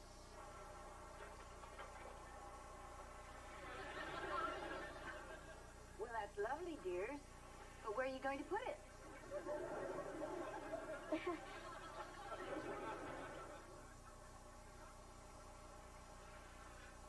Oh, boy. Tell you what, you can have Mount Rushmore. You're looking at a classic 1978 Rapid Racer. 3.5 horsepower, steel tubular frame, and it gets 100 miles to the gallon, and even more downhill. Dylan's brother's only selling it because they wouldn't let him keep it at the monastery. Now, hold it. In the first place, where would you ride a thing like that? McGregor's vacant lot. And we promised to push it all the way there. But you can get hurt driving around in a go-kart. Safety, an important factor. Exhibit A. Very impressive. Yeah, in fact, so is your whole presentation. I'd hate to run up against you guys in court. Thank you. So what do you say? Huh? Huh? Huh? Look, you obviously put a lot of time and effort into this. Now, I don't know about Wally and Mary Ellen, but I don't think you boys are old enough to own your own go-kart. Kelly, I'm going to have to go along with your Uncle Beaver on this. Dad!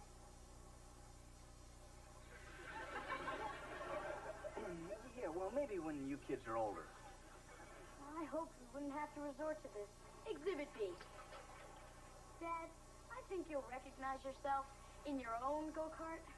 Oh, isn't that cute? And Dad, that guy without a helmet or a seatbelt is you.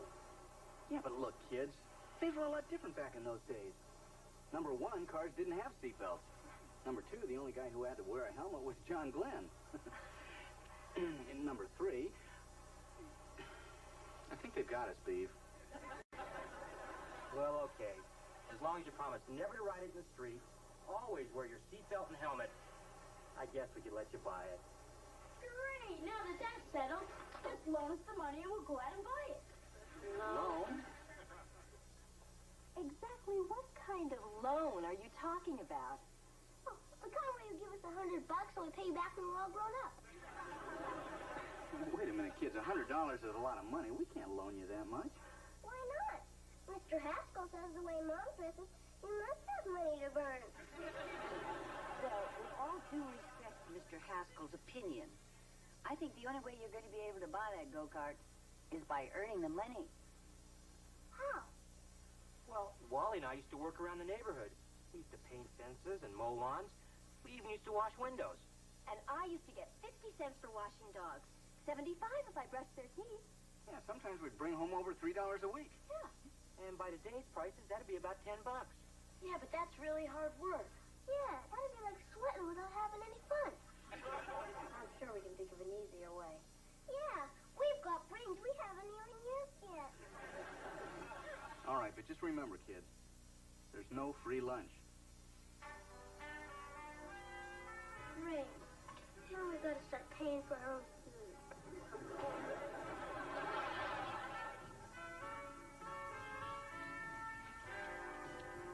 You see, Ollie? Kip was right. You can't collect on unemployment unless you used to have a job. Well, how was I supposed to know setting the table wouldn't count? I guess we gotta forget about having real. Would you care to earn some extra money for free time? Just about 2 hours a day? You, man, would you like to double your income in your free time? Going once, going twice. You blew it. Oh, my, you look pretty today. Would you like to earn some extra money in your free time? Just 2 hours a day can change your life. Okay, so stay the way you are. Excuse me, sir. Can we have one? Go play in some swings. Easy money, sir. A few hours, big bucks. You could afford to eat again. Hey, mister. We want to earn big bucks. Here, come back when your voice changes, okay? I'm trying to run a business here. Earn some extra money.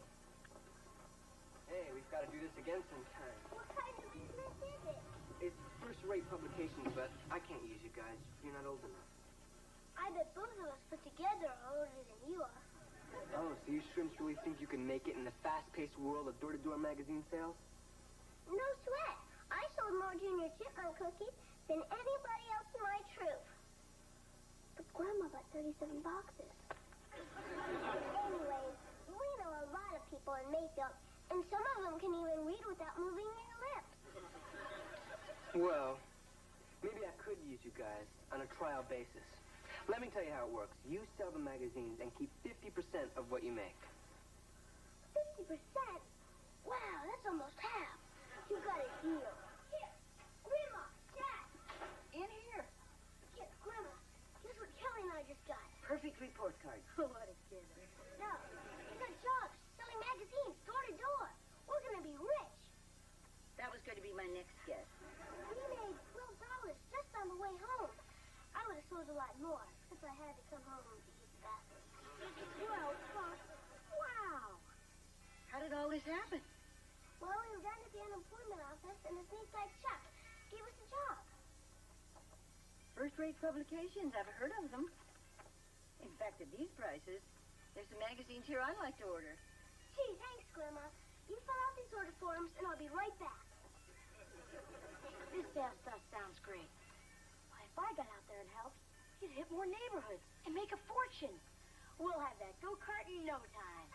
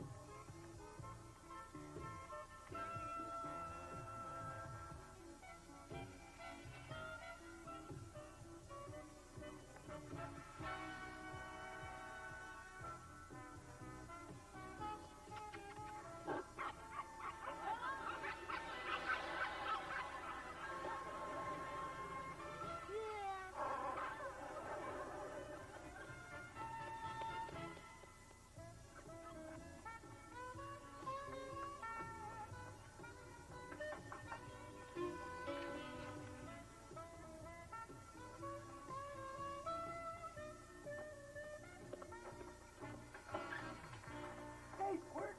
What can I do you for? Good afternoon, Mr. Haskell. I represent First Rate Publications. Hey, Lum. Turn off the People's Squirt and get out of here. You just stand by, kid. Here's your $10, Eddie. The judge gave the wife custody of the forklift. Hello, Kelly. Good afternoon, Mr. Rutherford. Do you gentlemen know what's happening in the Middle East? Do you know what wine to serve with halibut? Do you know the right motor oil for your car? I'll take the motor oil question and Rosemary to block. All these questions and more will be answered if you take advantage of the magazine subscription deal of a lifetime. Oh, you're selling magazines. What, your old man fall on hard times? With first-rate publications, the more magazines you buy, the less you pay. Hey, forget the magazines. Can you get me a deal on a set of white walls? Good one, Will. Well, thanks for the offer, Wally Jr. We got reservations at the miniature golf course. Yeah, and I had to call in a favor to get them. So you don't want any magazines? Look, if I want to read a magazine, I'll pretend I got a dentist appointment and spend an hour in a waiting room. I guess I might as well forget the whole thing. If I can't sell magazines to my own godparents, I might as well quit the business. You know something, Edward? We're lower than slug slime. Hey, Squirt. Can you get Soldier a fortune?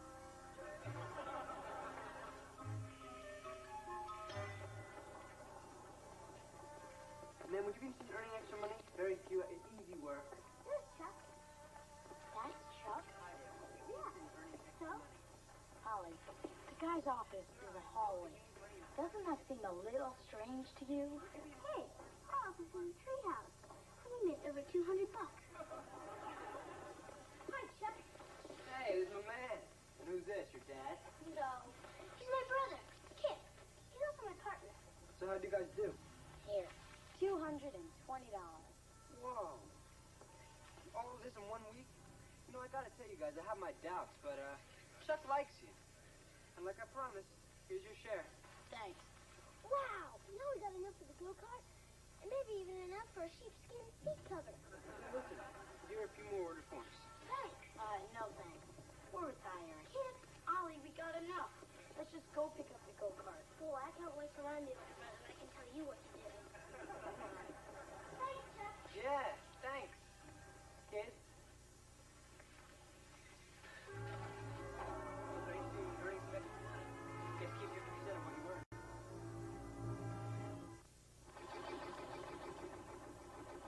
Still smoking, huh? Not as much as yesterday. Can't really tell just driving around the driveway. Let me take her out on the street and open her up. That won't be necessary, Oliver. last 2 months, you guys have been opening her up plenty. That's why she's still smoking. I can't figure out what could be wrong with her. You know, it was fine when I drove it yesterday. The kids were at school and I had a little extra time. Come on, B. You'll always be a kid. Did it smoke when you drove it, Dad? Yeah, well, that was different. I was doing a safety check. JJ, let's go. Hey, Lump. Hey, hi, Wally. Hi, Theodore. Where's JJ? Well, she got tired of waiting for you, so she took go back home. My daughter using public transportation? Her mother will never forgive me. I better go intercept her at the bus stop. Oh, yeah. Where are all those magazines I ordered?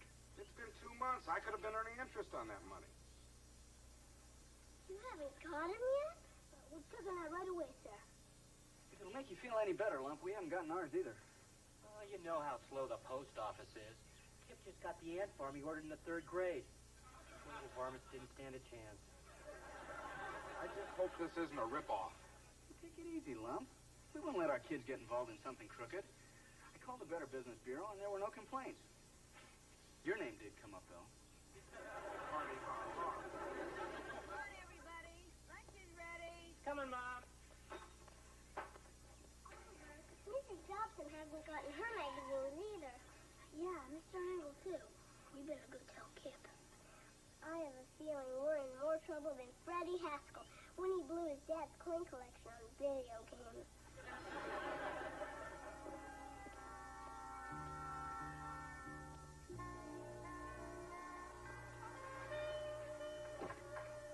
Good afternoon, Mrs. Cleaver. Hello, Freddie. Kip, your company's here. Why not say how refreshing it is to find someone in today's hectic world who always dresses with unexpected company in mind. Did your father coach you? Oh, and I won't be staying for later today, Mrs. Cleaver. What a shame. And I already laid out the good china. You kids behave yourselves. Would you come on? Hey, what's the rush, Raoul? I got major problems, Freddie. What happened? They stopped making pimple cream? This is serious. I need your advice. Why have I been blessed? Because I've never seen anybody get out of more trouble than you. That magazine guy ripped us off. We got 30 customers and nobody's gotten a single magazine. What would you do? I'd just go back to the guy and demand my money back. People do it to my old man all the time. I went back. Nobody's seen him. But I heard the cops are on his trail. Then somebody will find him sooner or later. That's it? That's the best you can do. I'm gonna have to tell my dad what happened. Are you crazy?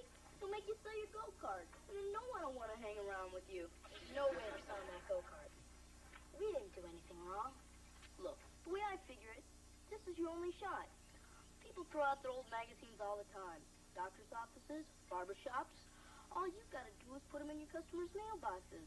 It's a perfect stall till they nab the creep. So what if they notice the wrong date? Grown-ups don't read magazines. They just put them on their coffee table to show how smart they are. That's something, Freddie. When you're not so busy being a creep, you really come through for a guy. Hey, mind if I stay for lunch? Come on.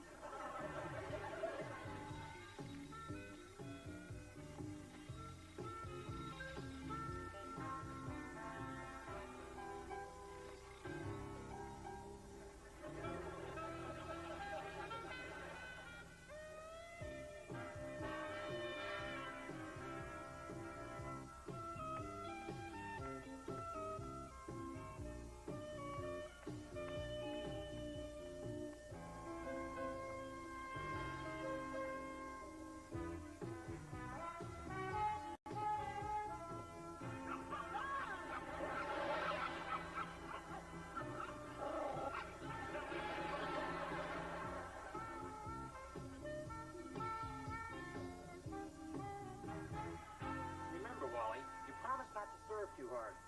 No problem. Or hit to my backhand. I'll try. And don't rush the net. Hey, look, I tell you what, why don't you just stay home and I'll hit against the backboard. Hi, guys. Well, Cleaver, the magazines your kids told me finally arrived. See, I told you they would. crossword puzzle would already be filled in. These mailmen, they have no respect for a person's privacy. Oh, is this the mailman's fault? My cooking magazine is dated October 1967. Look at this. Eisenhower's recipe for meatloaf. Forget the meatloaf. I had to go to my dentist's office to read Modern Sportsman so I wouldn't miss that article on overhand bowling. All right, calm down. Let me and Beaver talk to the kids. We'll get to the bottom of this whole thing. Yeah, well, you better, Maurice. I'm not going to take this. Remember, I'm a veteran. Eddie, I don't think 6 months as a volunteer fireman qualifies. You just come up with the cash. Don't forget, I've still got your battery charger. He's not kidding. He's plenty steam.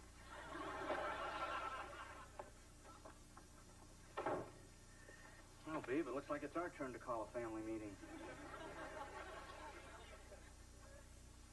Let me get this straight. This guy, Chuck, worked out of a hallway at the unemployment office. Well, gee, Dad, it was a real important-looking hallway, though. I've seen this kind of scam before. This guy probably stole the magazine forms and never had anything to do with first-rate publications. How could I have trusted this guy? I've read enough Hardy Boys books to know when somebody's not in the up and up. It's okay, kids. It was Kelly's and my fault, too. We were all a little too trusting. You kids were doing such a great job. We didn't see any reason to interfere. Boy, I hope they catch that Chuck and stick him in a dark cell and don't give him any magazines to read. What Chuck did was one thing, but you made it worse by covering it up. Why didn't you tell us? Because then you'd find out. Well, your parents were always going to find out sooner or later. And all you guys did was manage to protect this guy who ripped you off. Not to mention taking advantage of all your friends and neighbors who bought magazines from you. Uncle Wally, you don't have to yell at us anymore. We feel bad enough already. Yeah. And if you want, we'll feel even better. Kids, when you try to cover up one mistake with another mistake, the problem only gets bigger. You said it. I guess we're gonna have to sell the go-kart, huh? Well, there's one other way to pay back all those people.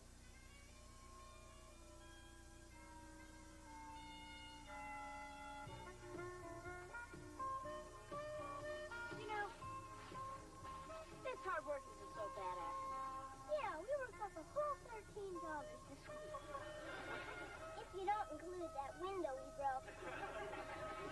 This may sound crazy. I think maybe we should listen to our parents more often.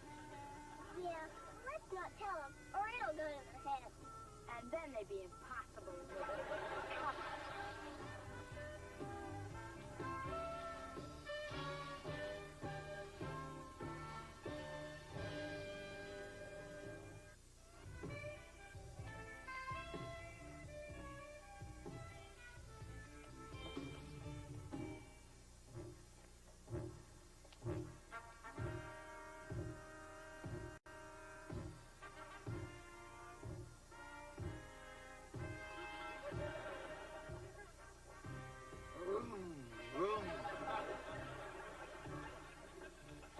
I don't see what all the fuss is about.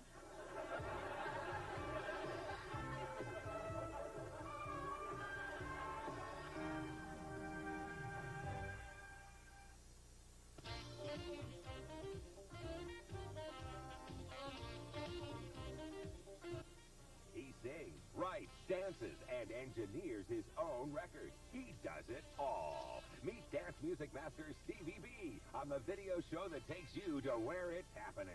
YTV's Rock and Talk, tomorrow night at 6:30.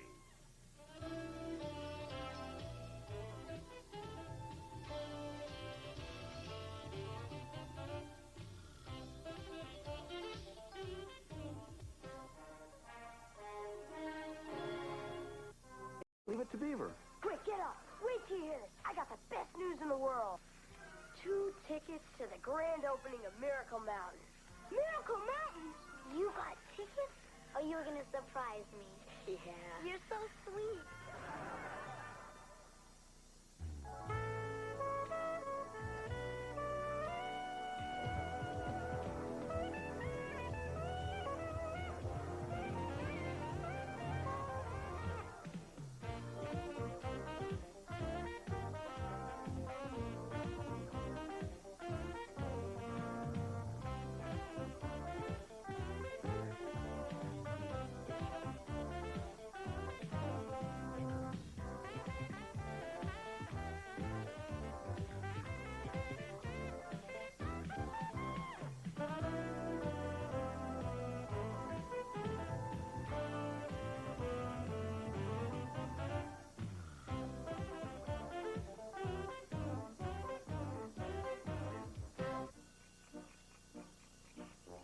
gunpowder Downy. Boy, was I glad when I found out you were a guy. Now I can tell you all kinds of stuff that I wouldn't tell a girl. Thanks for the neat letter and the giant centipede. S-E-N-C-A.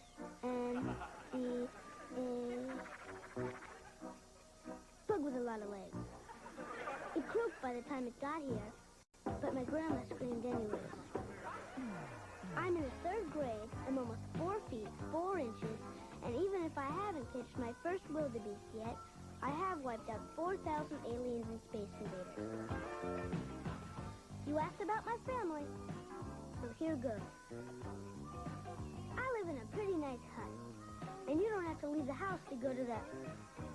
Well, you know what I mean. I live with my dad, brother, and grandma in a small village called Mayfield. I guess our family isn't much different than yours, except, well, in our tribe, grandma's the chief. My mom doesn't live with us anymore, so grandma pinches. She's real good at noticing things that aren't quite right.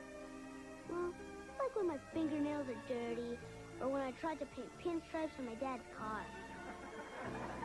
But nobody has a better costume than I do on Halloween. My dad's different than my friend's dad, and even though we don't hunt boars so much anymore, we watch cartoons together, and he's never too busy to do something. Keep going. Just a little further, Ollie. Come on.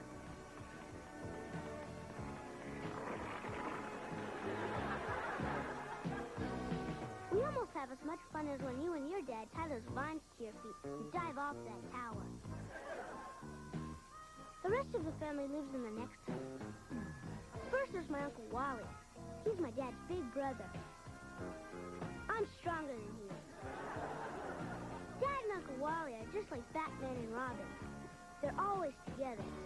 You know, like those 2 guys you have in your country, Congo Man and Umblock. Connect black wire to negative side of battery. Great.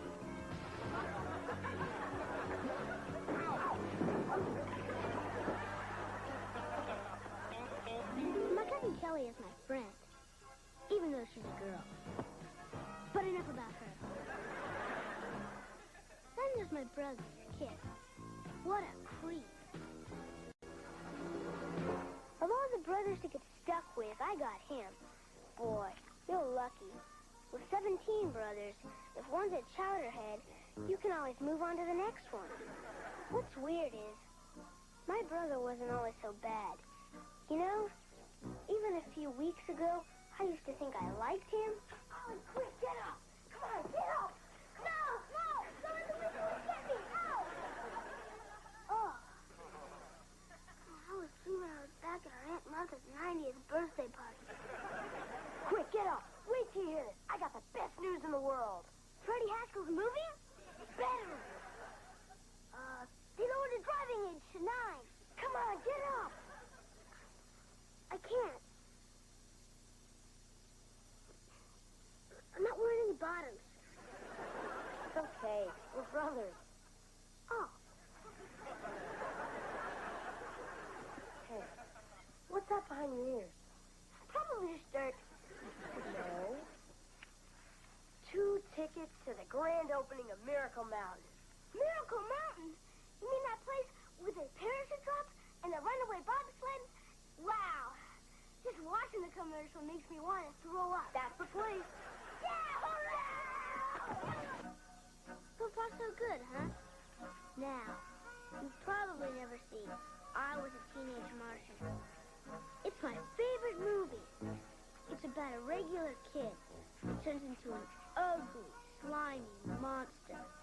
And that's what happened to Kip. And it happened so fast, there was nothing I could do to save him.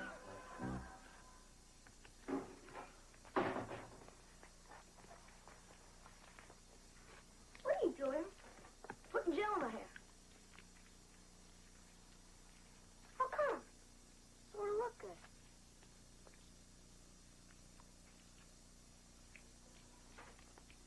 When's it going to start working?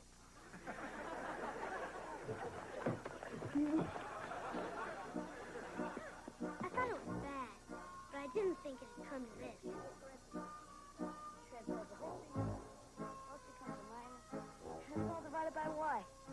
country, we have a strange disease that most guys fear worse than eating creamed corn. It's called girl.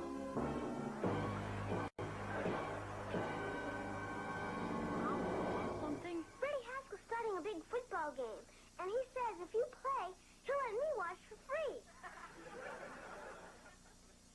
Can't. We're doing homework. On a Friday? But you told me no one does homework on a Friday. If you want to play football, Kip, I'll understand. We have the rest of our lives to study together. No, this is more important. It's like you said. If I don't get good grades, I won't get into college. And if I don't get into college, I probably won't be able to be a doctor.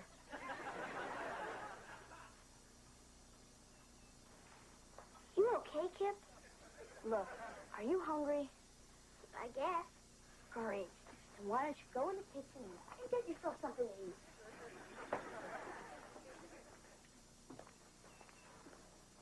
Good timing, Oliver. I'm making a chocolate cake. You can lick the frosting bowl. No, thanks. No thanks. You feel all right?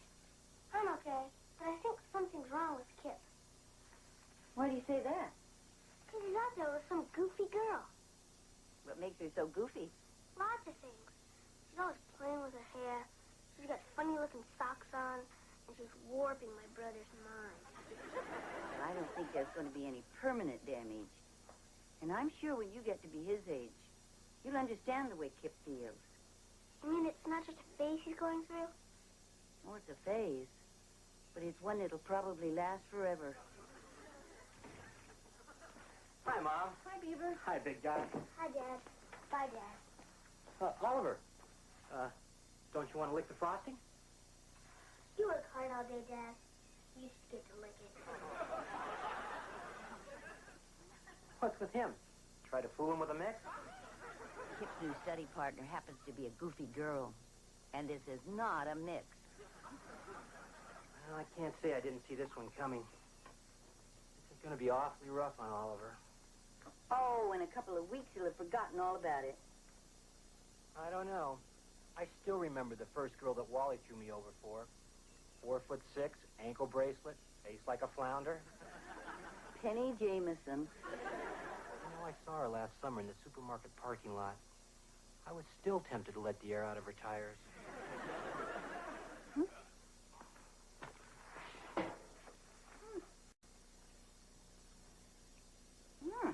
I don't know what they're missing.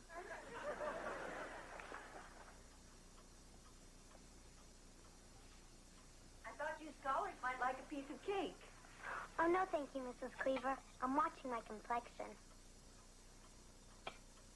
I guess that means I am, too. Well, guess I should have made a zucchini cake. Now, where were we? Did you hear that Frankie and Donna broke up? What a waste. They were going steady 2 whole weeks. Yeah. But since they have tickets, they're still going to Miracle Mountain together. Well, I don't blame them. Those tickets were real hard to get. I waited in line 3 hours. You got tickets? How come you didn't tell me? Well, you see... Oh, you were going to surprise me. Yeah. You're so sweet. Yeah.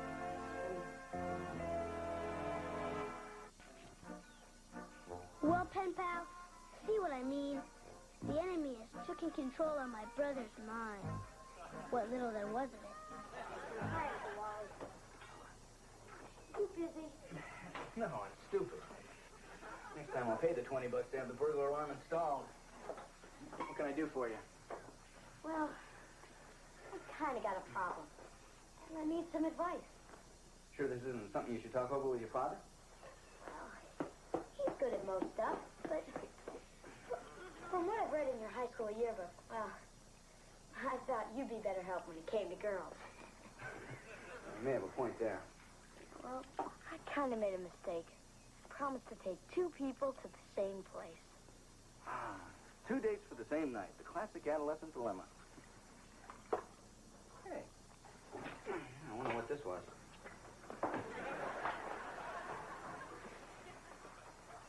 What am I going to do? The only decent thing to do is take a person that you ask first. Yeah, but the other one's so much better looking. Well, it sounds to me like you've already made up your mind. You don't want advice, you want approval. Can't give you that. But whoever you decide to leave behind, just be honest with them. It may be a little bit rougher on you, but you owe them that much.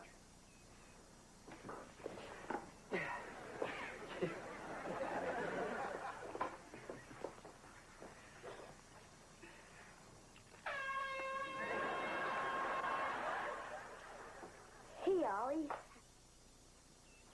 Buddy. Pal. Friend. I got a favor to ask. Is this the kind of favor where I get blamed for something you did? No, it's nothing like that. It's about those tickets to Miracle Mountain. Boy, I can't wait. That's going to be the greatest night of my whole life. Well, you know they're sold out, right? Yeah. And I only have 2 tickets, right? Yeah. Charlene's really got her heart set on going. Yeah. We have to work something out. You mean I gotta go with Charlene? I barely know her. No, I'm going with Charlene. So I need that ticket back. You'd rather go with her than me? Well, you see, Charlene only has a week to live. Actually, to be honest, I would rather go with her than you. So I need that ticket back.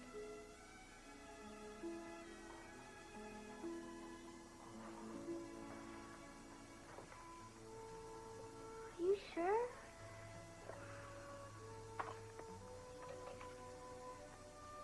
Thanks, Ollie. I'll remember this.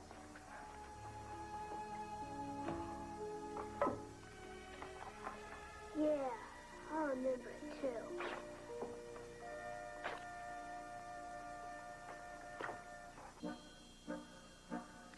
Boy, Rodani, can you imagine a brother playing a dirty trick like that on you? I was really ticked off. I never wanted to see Kip again. My cousin Kelly did everything humanly possible to try and cheer me up.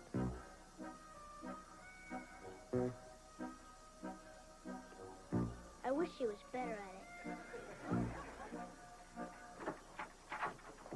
Hey, Ollie. What you doing?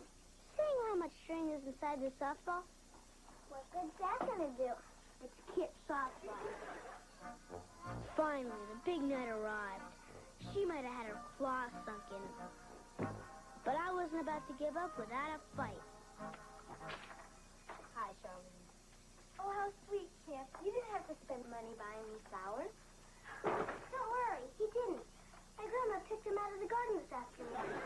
What does it matter? It's the thought that counts. I've been so excited about this, I can hardly believe we're going. Me too.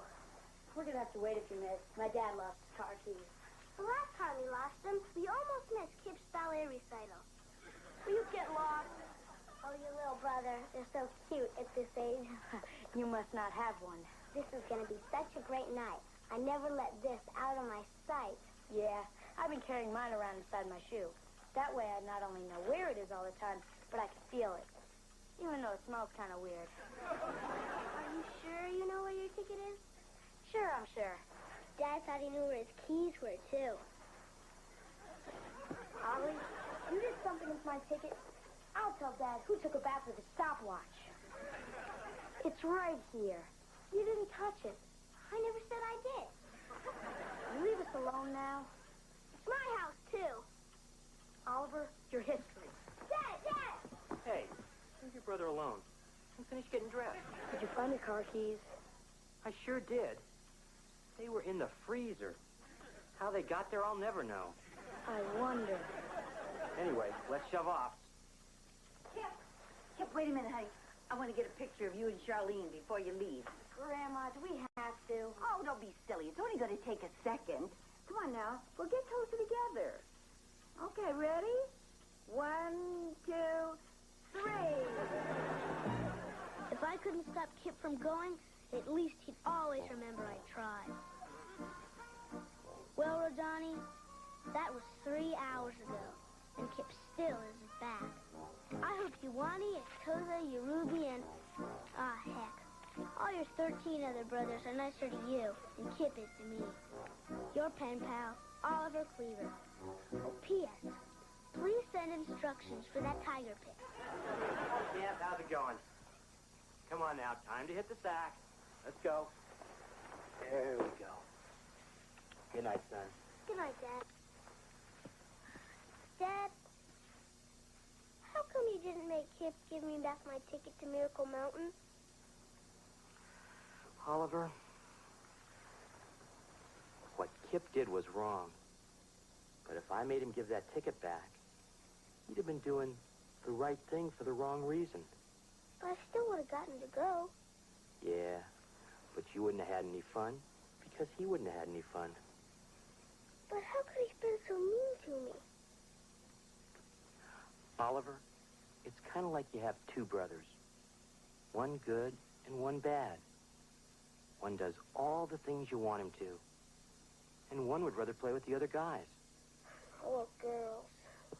Exactly. But what you have to remember is there's a little good and a little bad in all of us.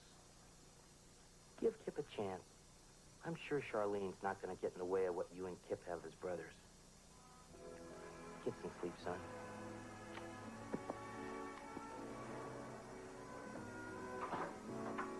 How can I sleep if I gotta share my room with a girl like her?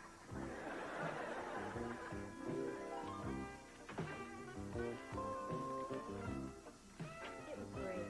Good night, Dad. Good night, Grandma.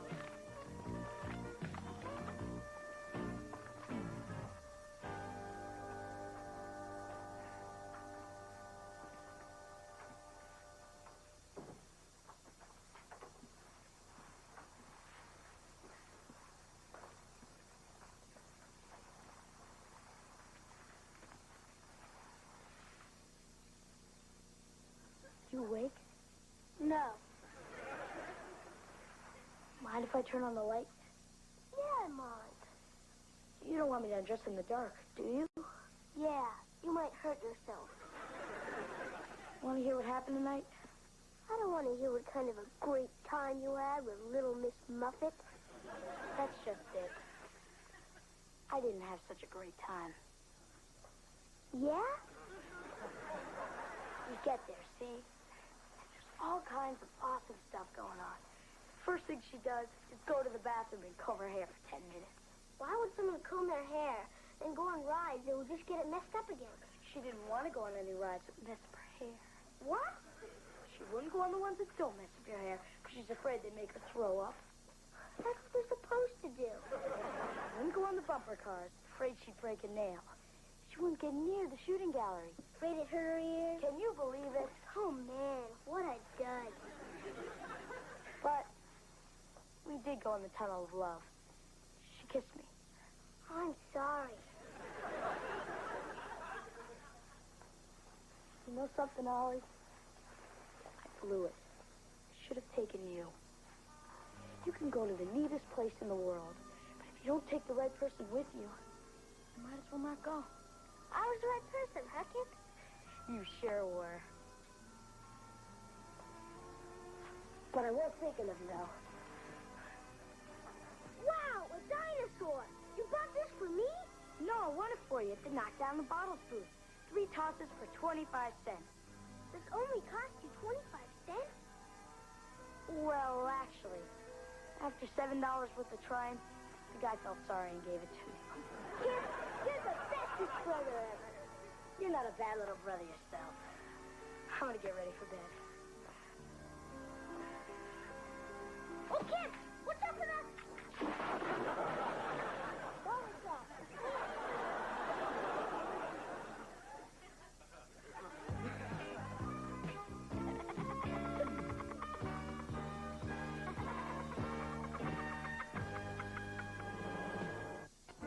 Dear Pen Pal O'Donnell, you asked me about my family, so here goes.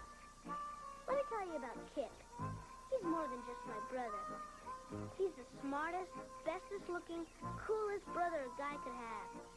And I wouldn't even trade him for 16 other brothers. We like the same junk. We do everything together.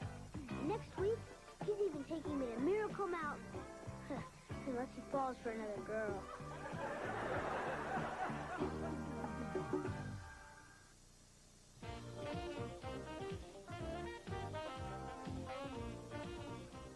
Tune in for the musical wizardry of Quincy Jones and listen up. He's got something extraordinary to say about his world.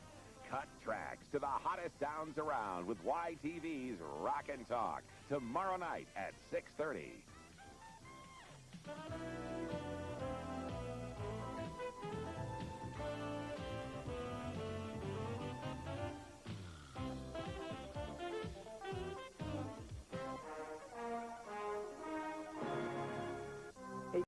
Is the one to gain each other's respect. And sometimes along the way, the strangest detours take us exactly where we want to go.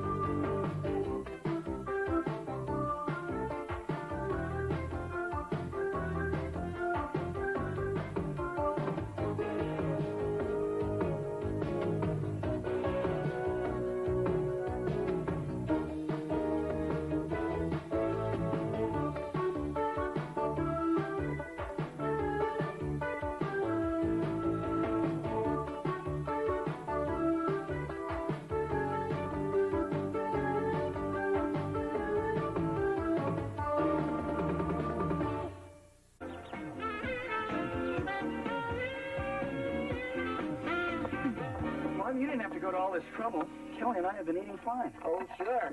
I know the way you and Kelly eat when Mary Ellen visits her folks. Only reason you go near the oven is to find out what time it is. Oh, thanks for looking out for us anyway. If you really want to thank me, you'll cancel that arrangement you made with Eddie Haskell. Hey, what's the big deal?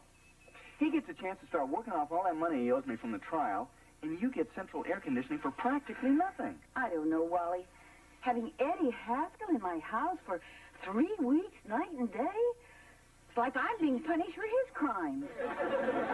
Well, sleep well.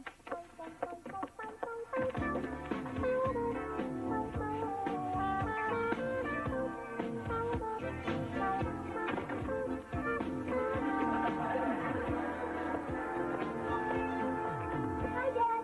Can I have a pony? I don't think so. How about raising my allowance a quarter a week? Nice try, hon. Well, it worked for JJ. You mean she really got a raise in her allowance that way? No, she got a pony. Yeah, come on in. Hi, Dad.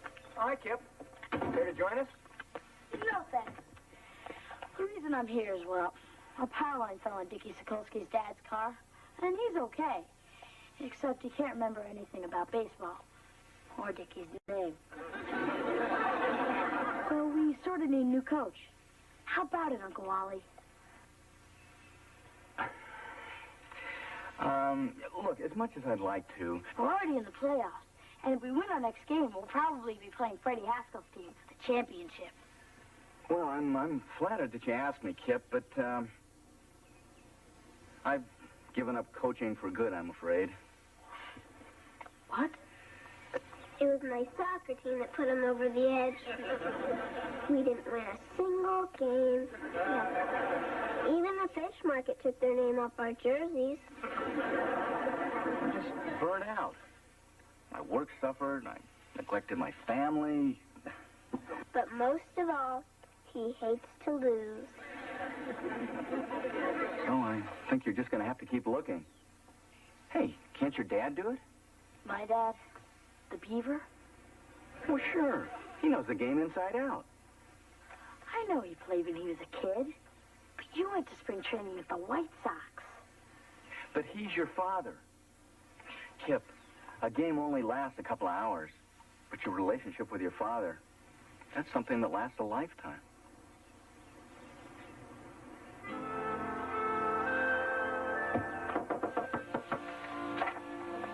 I just got off the phone with terrific work. He got the power more down at the baseball field, and he told me that he were playing next week. You're second pitchers. So I figured he'd throw a lefty at him.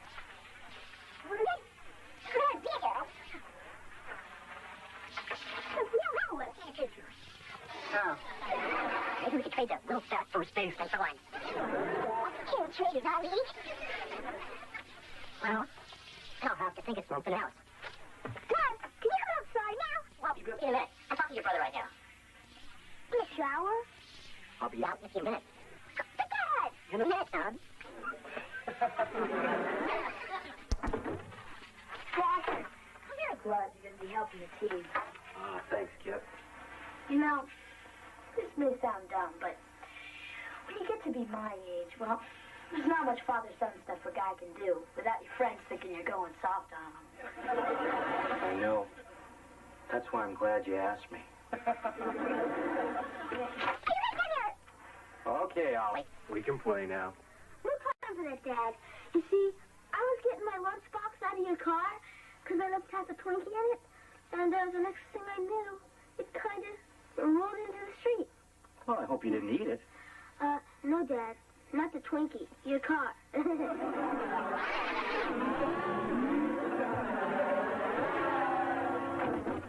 What for?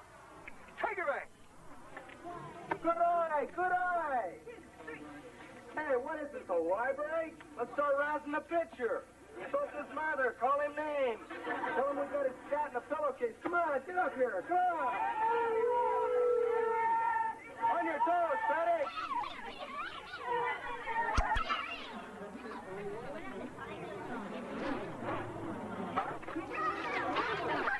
Freddie, all right there.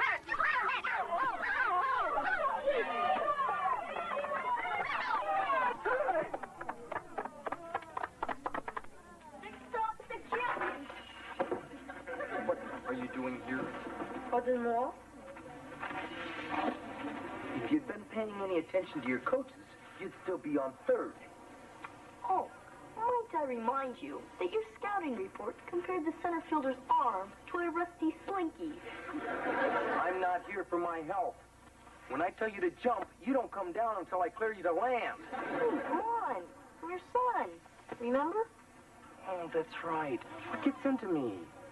Son, you're benched. What?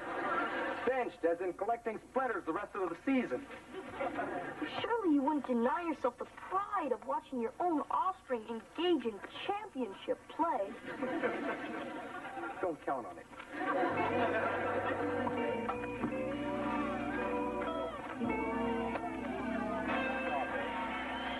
Big hand off. Green, come on, come on.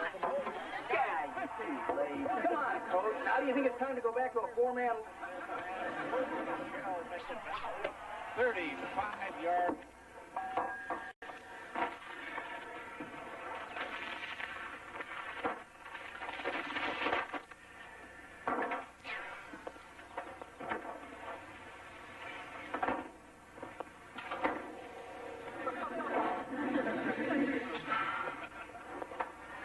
I don't know. Maybe I should start a garden.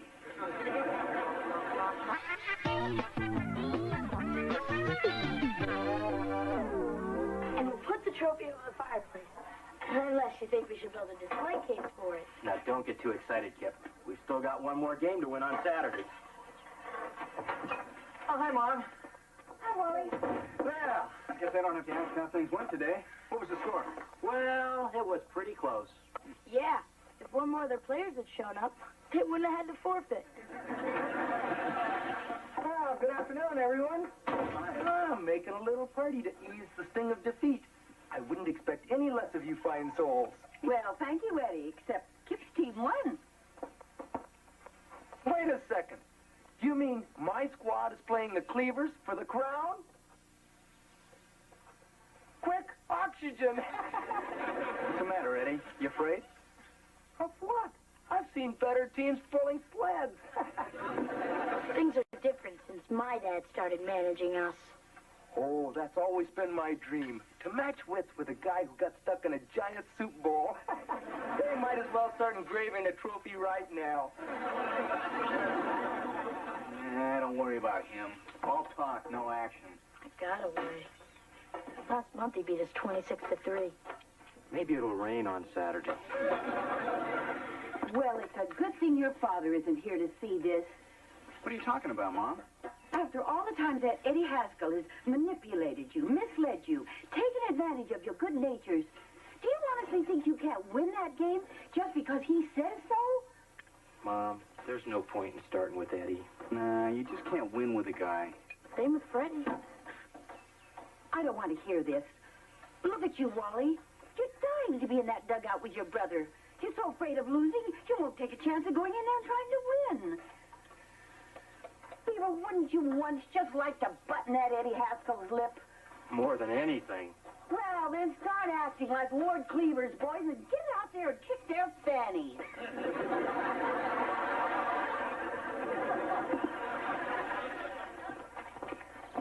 You know something, Eddie? For 30 years, you've been like a thorn in my paw. But come Saturday, I'm going to rip you out with my teeth. Not much in the metaphor department, are you, Beav? Metaphor department, I'm on a roll. That's it, Eddie. All you've done your whole life is make people miserable. Well, come Saturday, you're going to be down on your bony knees begging for mercy. I'm with you, Beav. The Haskells have cackled at the Cleavers for the last time.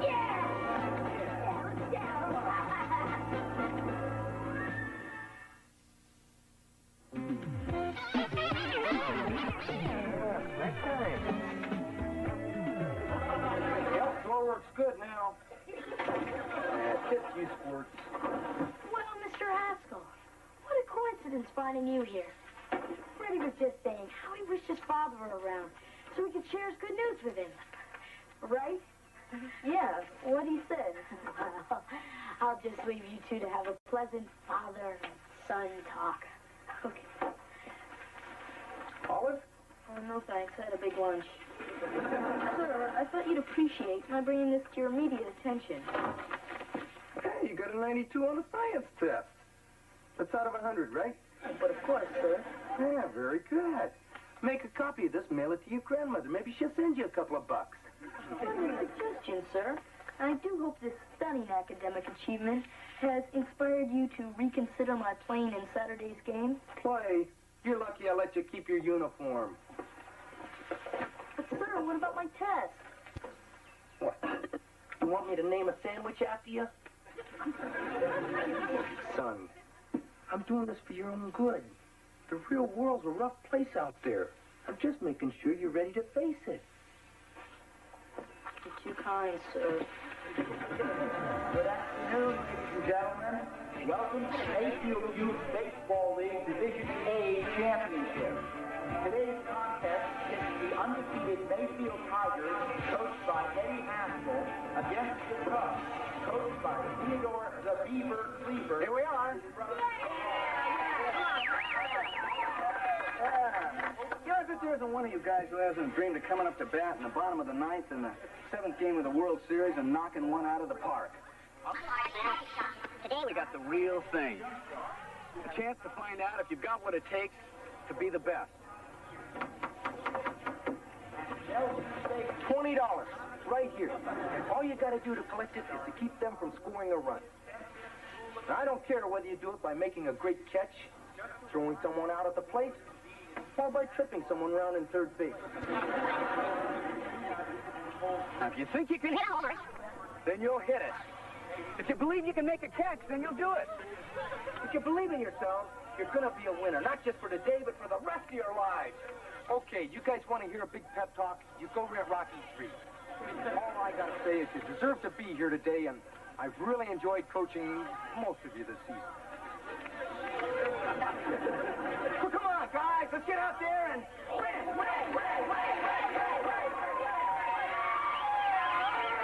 Okay, starting lineup. Freddie Haskell. Yes, sir? Go get my chapstick out of the truck. Okay, pitcher, Nelson. First base, Scheinberg. Second,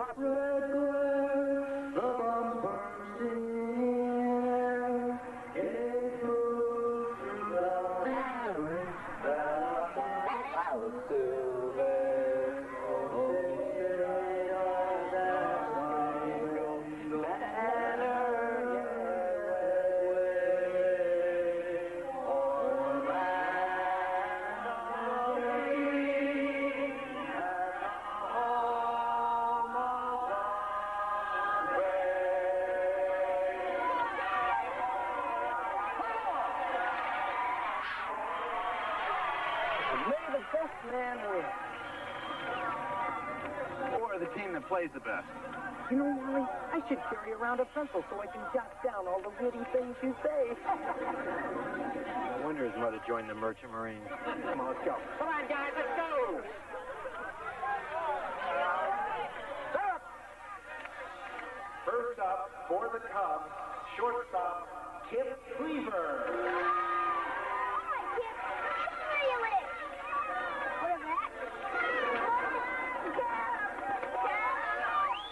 Wait for it. You can do it. You can do it. Come on. Here we go. Here we go.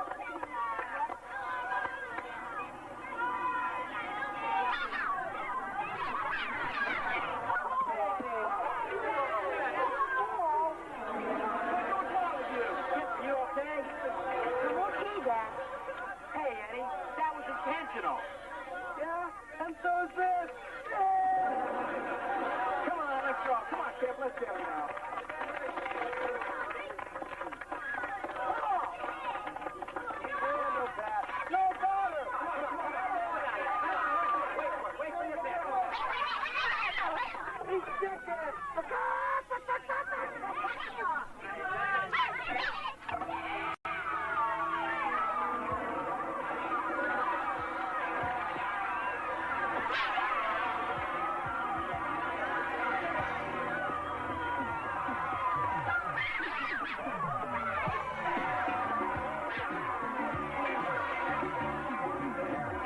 That's my grandson, and it isn't even his best sport.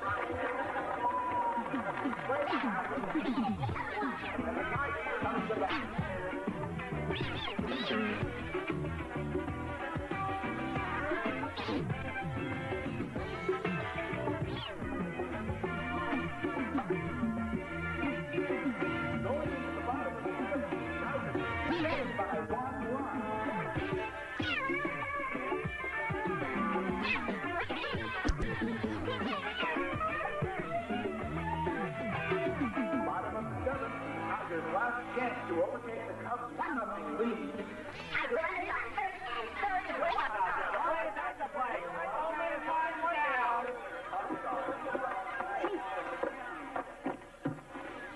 Hey, Roberts, where do you think you're going? You're up to bat, you lunkhead. Look, Coach, I'm really late. I got split. So what's more important than this game, pray tell? My great aunt's funeral. So another 5 minutes won't make any difference to her. That's the trouble with you, Robert. No sense of priority. Going to Central Chief Theater. We are awaiting word on who the hell will be.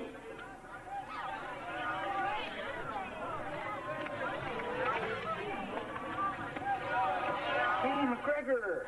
Yes, Coach? How's the arm? Sir, what length will you go to prove a point? Why don't you call your brother in military school and find out?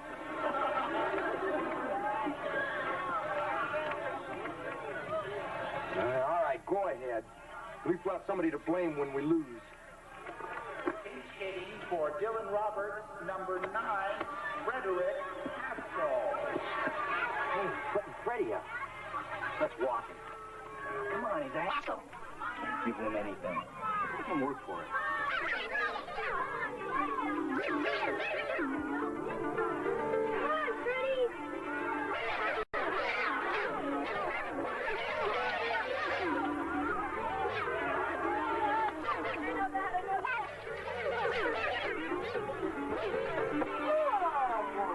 Come on, hit the ball. It's not going to hit your back.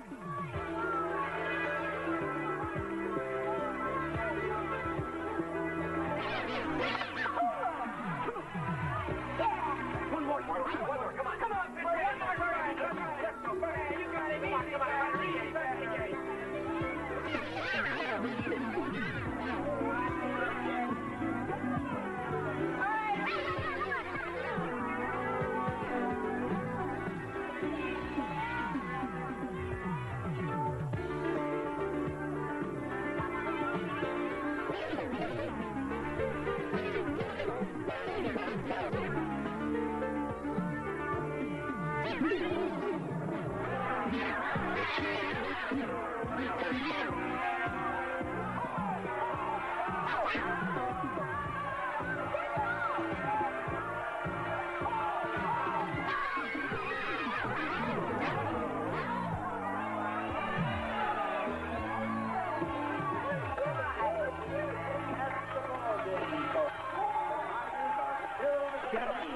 Final score, Cup 1. Thank you all for coming. Sure. That's not true, honey. It's them together and they played hard together. And then they blew it. Yeah, you won! What, you expected to lose? Look, tell the guys we'll go for ice cream and see if some of the romance can pop up some dinero for a change. Yes, sir. Ready? Freddie, wait.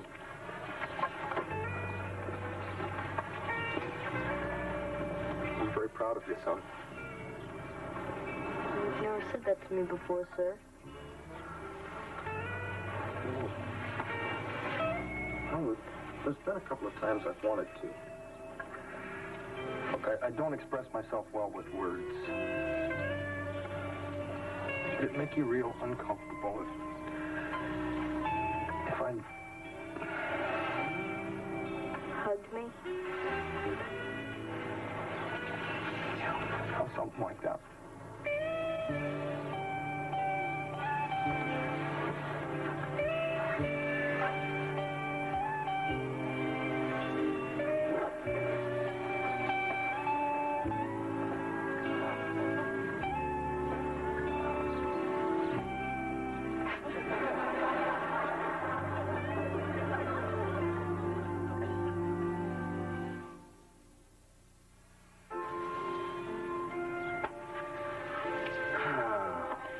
We should have walked in.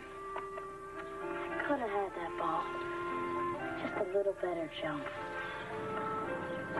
You played a terrific game, kid. You've got nothing to be ashamed of. Dad, nothing to be ashamed of. It's just a polite way of saying you lost. Kip, I know how much this must hurt right now. But every day the hurt's going to be a little less, and pretty soon you're not going to believe you ever could have felt this way. It's really true, Uncle Wally.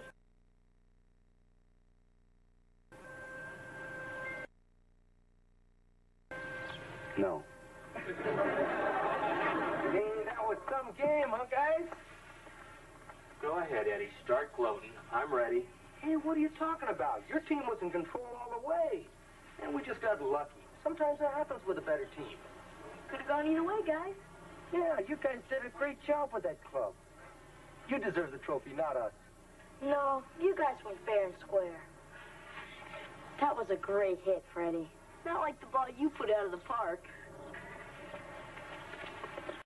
Hey, did I see your dad hug you? No, I was just choking on a piece of hot dog. Hey, why don't you guys invite your team to join us for some ice cream? My treat. Well, that's a nice gesture, Eddie, but I insist on picking up the tab. Okay, if you insist, then thanks, Coach. See you there. What a rotten trick. Turning into a good sport. Now I can't even get the satisfaction of hating him. Yeah, you just can't win with a guy. Oh, well.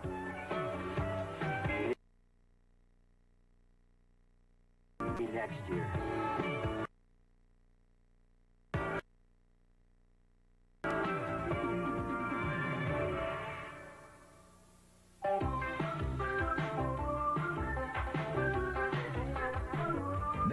Gather your family for the welcome return of a grand tradition as the Disney Channel proudly presents the award-winning series Wonderful World of Disney.